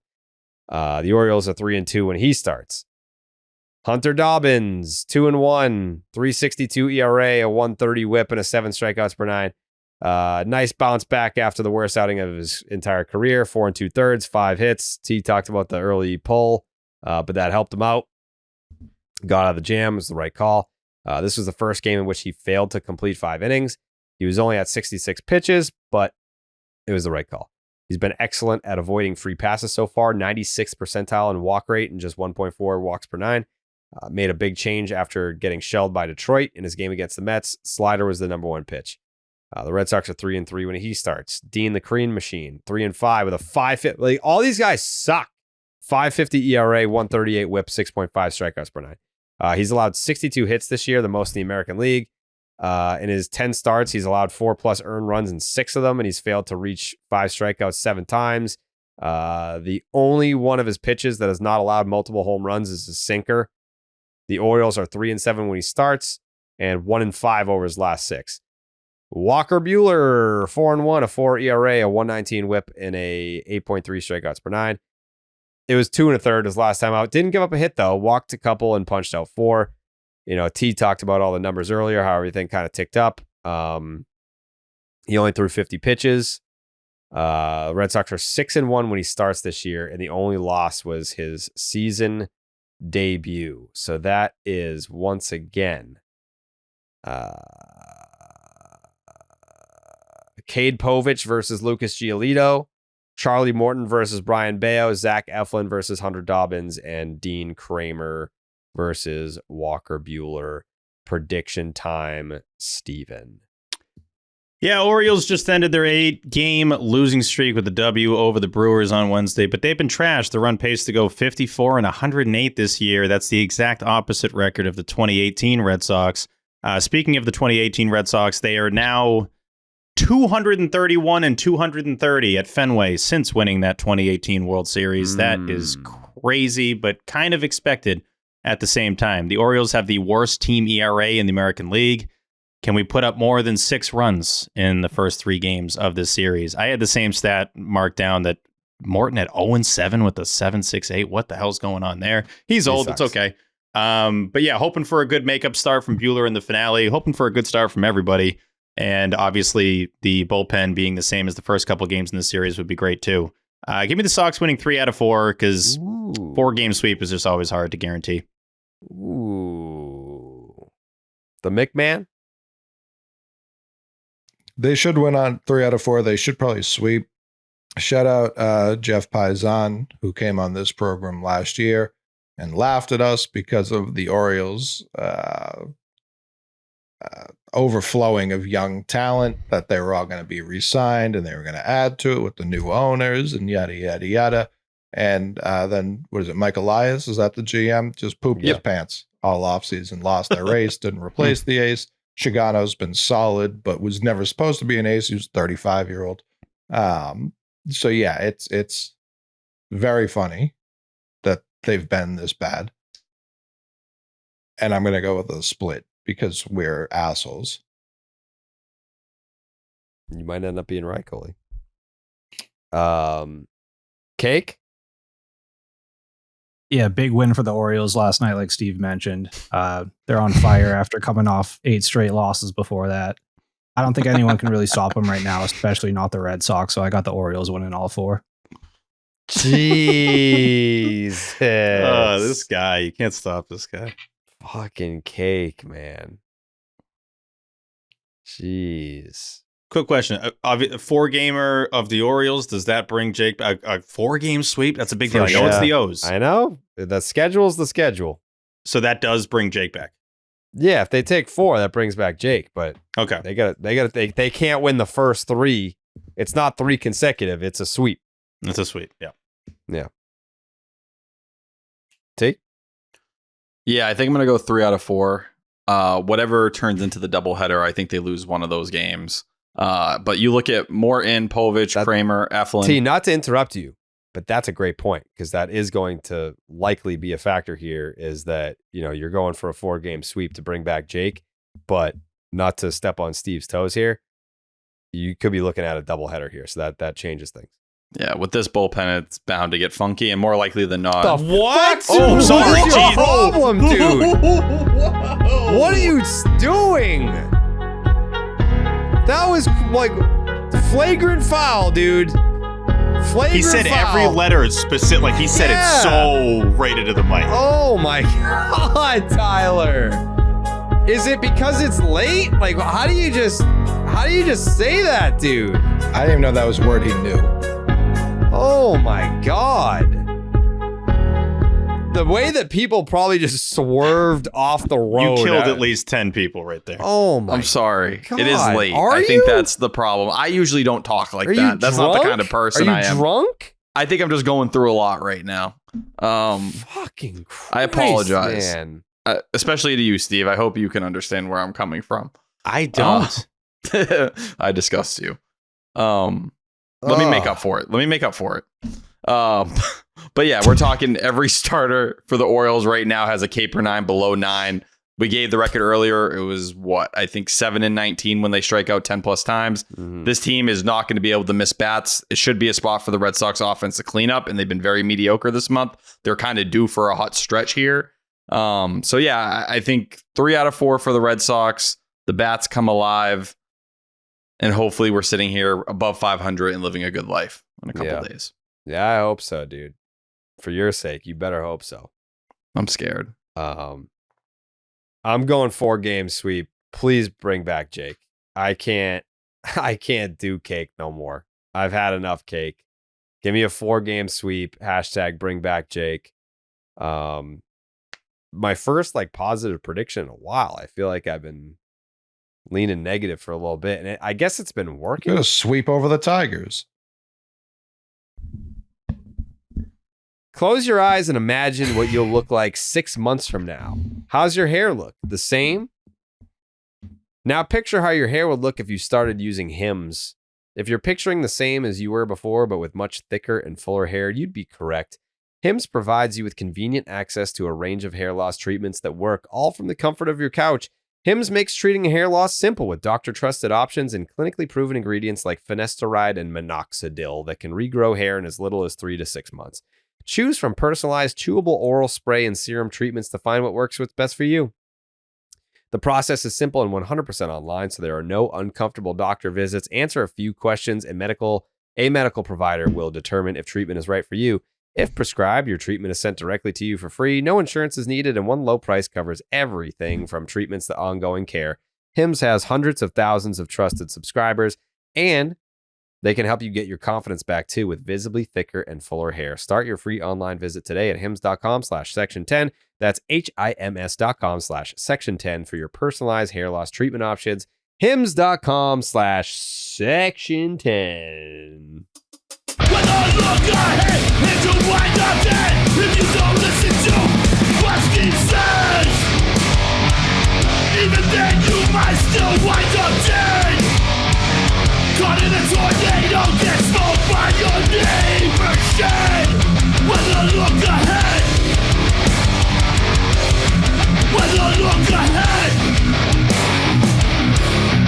Billy's gummy bears. Chew 'em with your mouth. Weather look ahead, brought to you by Billy's Gummy Bears. Chew them with your mouth. You chew them with your mouth. The Red Sox welcome the Baltimore Orioles to Fenway Park for a 4-game series. Will they need the Dome? Game 1. It is Thursday night, 6:45 p.m. Eastern, first pitch. That's not going to happen. 48 degrees. Nope. It is going to be raining nonstop. 100% What time is it chance of starting? rain. What time is it starting? It's not going to start, but the it's time not going to start.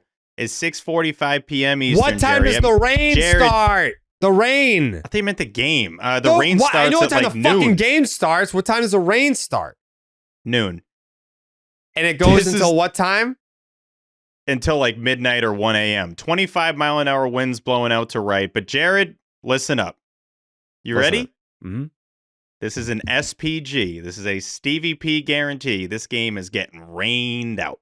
Wow. See, this is where we should have had a fucking sound effect for a Stevie P guarantee, but no, I know. Not that. Cake, it's rain. Cake, remind me to fucking wait, you know what? Hold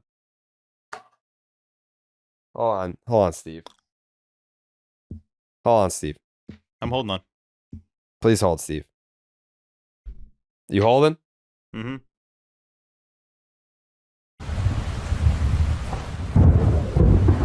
All right. Continue. I like that. Yeah. Continue with the rain?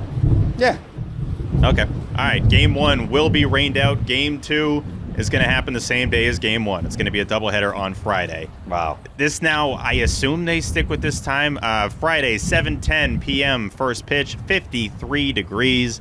It is cloudy. 7% chance of rain, though. Should be totally fine with the rain. 7-mile-an-hour winds blowing in from right center. Game 3, Saturday, 4:10 p.m. First pitch, 57 degrees, cloudy, 13% chance of rain.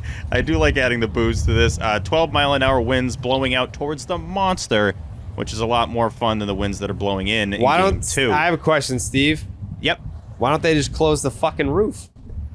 Well, they're having issues with it. We talked about this before the show. Yeah. Where, like, the roof is jamming, so it's not, like, going up. So Why they don't spent, they- like, billions on the roof, but it's Why not don't they working. fix it? Why don't they fix it? They're trying to fix it, but they can't. It's kind of like they're trying to fix the roster, but they're not really trying. Who do you... All right, so obviously, like, when your, electricity goes out, you call an electrician. Your toilet breaks, you call a plumber. Who do you call when your stadium fucking roof breaks? I don't know. I think they don't know either. They're trying to figure why out it's who to still call, broken. and then they just That's why it's still they're broken. just like, who the hell do we call? And then it's Yeah. first pitch, and so it's like, whatever, the game starts. Right, yeah. That's what I figured. I mean, if it's still broken, they obviously don't know who to call. By the way, if you're listening and you know a guy that can fix a roof at a stadium that's jammed, Yeah. let us know, because then we'll just forward it to the Red Sox. Don't ask Cake. He'll call the fucking Taliban. Yeah, Cake's going to call the worst people possible, which is Yeah. what you just said. Game 4 series finale Sunday, 1:35 p.m. Eastern. First pitch, 61 degrees. What It's the just fuck, not great weather. Steve? Yeah, I'm just telling you the weather. Cloudy, 6% chance of rain, 11-mile-an-hour winds blowing out towards the monster as well. Yeah, it's just not great. Cloudy 4-game series against the Orioles, which will wrap up the longest Red Sox homestand of Ever. the season. Of all time. Of all time. That is your Yep. weather look ahead, brought to you by Billy's Gummy Bears. You chew them with your mouth. Is it really the longest of all time? No, this You season. said that. I said this season. You said all time.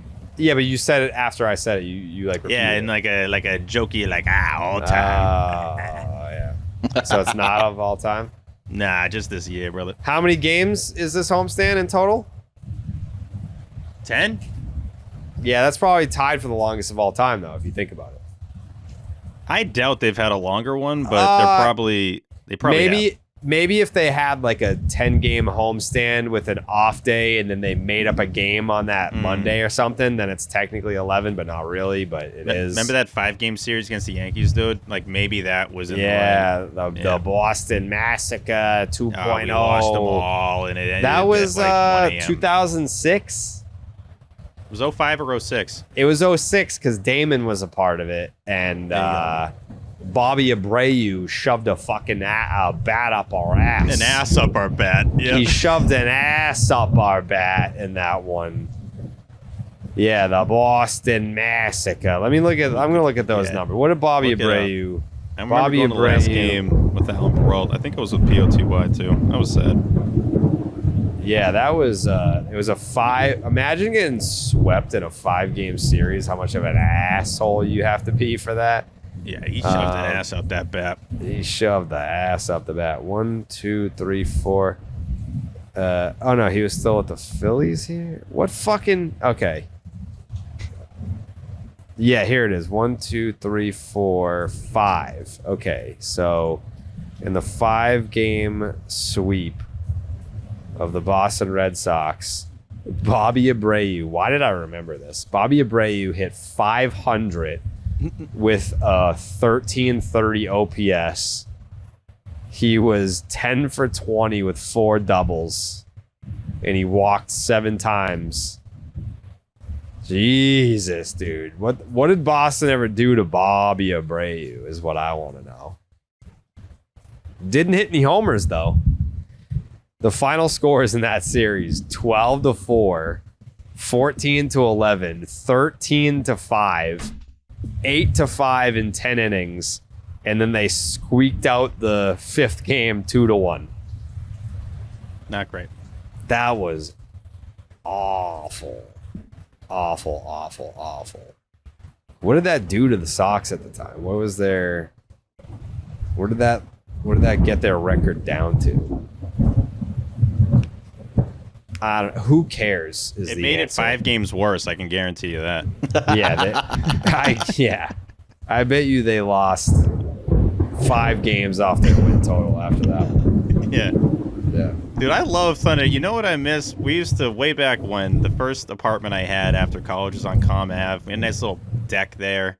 Just sit out there during thunderstorms, Jerry, and just take in the sound effects, you know? All right, you nice. pothead. Yeah, you cry? Because I was smoking the whole time, dude. Yeah. I love weed. Yeah. Where's your dumb hat? Hey, come on. I hate the hat. Where is it? Even when I'm not wearing it, you're like, stupid ass hat. It's like, I'm not even wearing it. I know, but like, if you like it so much, why don't you fucking wear it? I wanted to fucking mix it up. All right, but you're wearing a hat like that. That hat's from 2013. Like, get over it, right?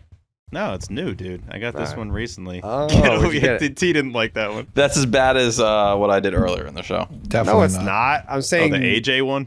I'm saying I love Adam Jones. He's a great guy. Not the tragedy. I'm saying the season. They've won a championship since then. Like, we can move on.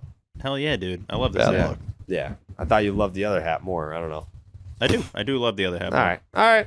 That's fine. Oh, okay. That kid hates it. My God, that kid. Fucking. You hate that kid too. I don't like that kid. You were slandering that kid on the internet. I don't know if I was that mean. I just said he was my #1 enemy. All right.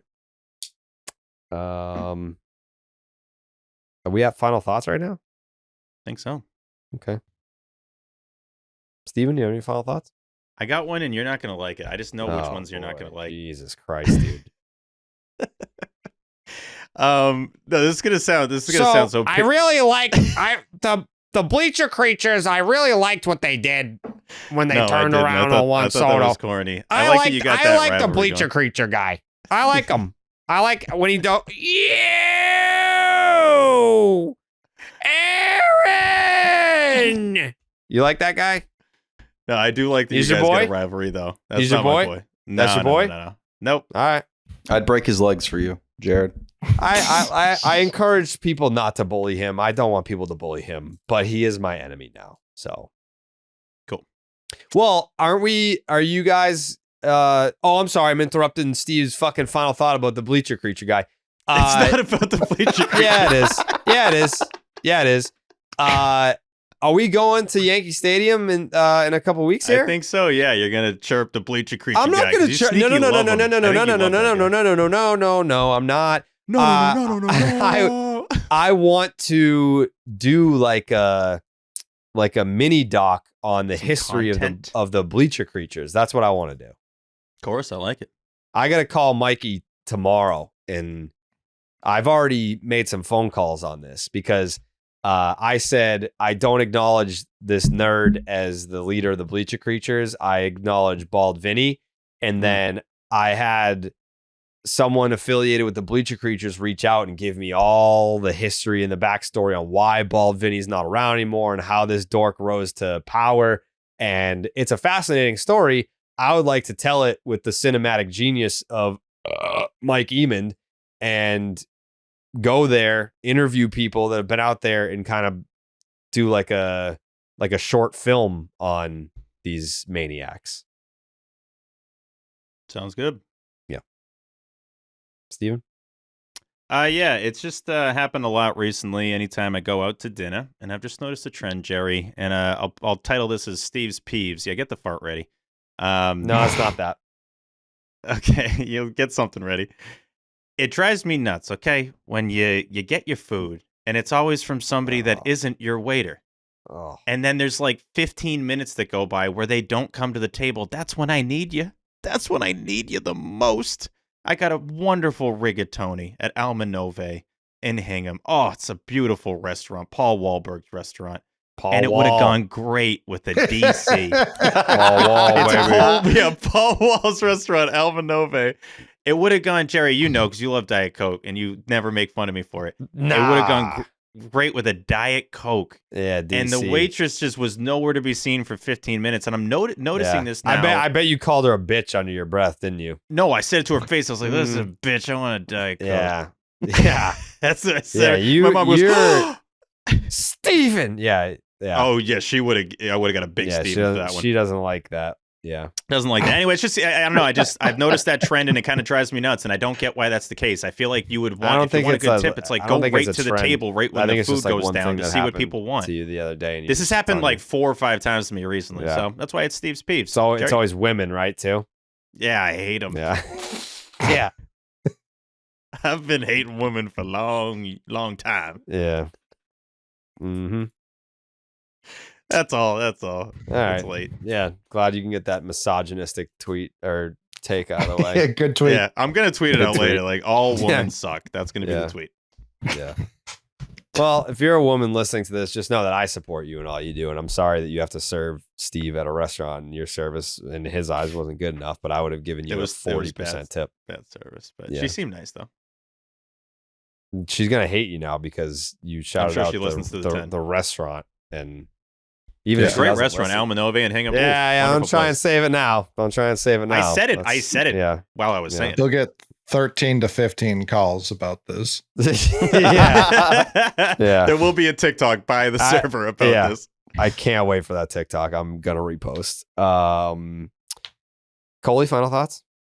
Shout out the previously mentioned Mike Eamon for his award-winning documentary. Yeah, he won a Grammy. Yeah. He won a Grammy. Yeah. He got a Latin Grammy for the Oakland Coliseum shutting down. Let me see. So shout out to him. God. And I don't Didn't we win something too? Yeah, we got a bronze telly, something like that. And a silver and a gold. Yeah, we placed in all the medals. Mm-hmm, mm-hmm. This feels like Olympic basketball or something. Anyways, go ahead. I don't need to hear in mid-May, late May even, that Juan Soto loved the Red Sox offer. I don't care. He didn't take it. He signed that didn't with the move Mets. me either. At all. Like, would I? If they were, are they going to trade him here? Because then, cool. If not, I don't need to hear it. And I know it's just like people reporting doing their job, but what is that supposed to mean? After the fact reporting sucks. I don't care about any of it. When the thing happened, whatever. This doesn't change my view of what happened. I agree. I mean, yeah, I saw it, and I think it probably stayed in my brain for maybe 3 seconds. Like, wasn't even compelled to like tweet about it or comment on it at all. So no, I didn't tweet about it. I saw it and I was like, who is this? I'm always trying to figure out like, who's this for? Like, you're in Boston now. Do you think like people aren't going to boo you anyways? He did get booed, but I think that was mostly Mets fans. Mets fans, yeah. Yeah, I don't think that there's any Red Sox fan that was booing Juan Soto for not going to the Red Sox. I think everyone's like probably pretty okay with it today. I feel like most people have forgotten because so much happened after that. Yeah. Yeah. I think and the only Bregman's person been unbelievable. Like, there's no way you get both of them. No. Yeah. I think the only person that cares about that tweet is like John Henry. We made an impact. And even he probably doesn't give a shit. No. At least about that. He's probably thrilled he doesn't have to pay it. Oh, yeah. T, final thoughts? I just want to talk about Noah Song for a second. Many people probably just have not thought about him in a long time. Former 2019 fourth round pick, went through all the stuff with the Navy Academy, Rule 5 pick. Phillies take him, comes back here, blows his elbow out. I just thought the article Alex Spear put out was absolutely hilarious. It was awesome to hear. He's getting up to 97, just made his debut this year in the FCL. It's going to be a rehab thing. It was 2 innings, 4 Ks, 1 walk. He's going to be up to AA sooner than later, and he's working as a multi-inning reliever. But they just had to include in this article that he was carving up Masataka Yoshida. Like that was the line. It was like Noah Song has absolutely undressed him multiple times in live batting practice sessions. I was like, what did Yoshida do to anybody to have to hear that Noah Song was carving him up and just beating the fuck out of him? And Chris Murphy's talking about how electric he looked against Yoshida and all this stuff. But I still think, for whatever reason, to me, I have a very strong connection to Noah Song. It's kind of like, you know, when you cling to certain things from your childhood, like Noah Song's really the last thing I feel like I have from like being in college and when I wasn't working in this field. So I always look at Noah Song. I'm rooting very heavily for him. And as a multi-inning bullpen arm, we know that's what the Red Sox believe. They don't really like single inning relievers in the minor leagues anymore. So who knows? I hope for Noah Song he can have a really solid year and be pushing for the major leagues, maybe by the end of the year or early next year. But he's going to be 28 this year. So, you know, things are moving pretty quickly here for him. But crazy journey and a guy that I'm rooting very heavily for. I remember getting cooked for saying that he was the best pitching prospect in the Red Sox organization, and obviously that take didn't age well. But when he got drafted, dude, Kyle Bodie, who's obviously working with Craig Breslow in the Red Sox organization, quote tweeted my tweet the other day and said what he was doing when he was playing for Team USA, still the best pitching prospect he's ever seen. When he was hitting 99 and blowing shit by everyone, he was a first round talent pushed to the 4th round because everyone knew that with his commitment to the Navy, it was going to be a very complicated thing. Cakes takes? One more shout out to the Martian. Absolute missile to Bleacher Creatures to give the Yankees their 3rd straight win. 5.5 games up on the Sox. Let's go Yanks, baby. Yeah, fuck, man. That was a nuke, if we're being honest. It really was. All right. It's 2 a.m. Time to go to bed. And yeah. Hopefully when this game gets rained out tonight, that will start the string of no baseball games on Thursday until fucking August, pretty much. Basically, yeah. Yeah, we're kicking it off. Wow. Yeah, the next one's July 10th. Next one after that, August 21st. Wow. There you go.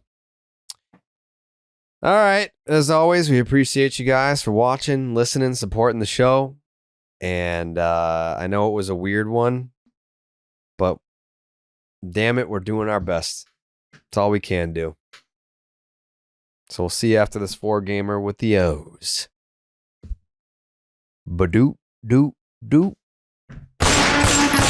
Buenas noches, amigos.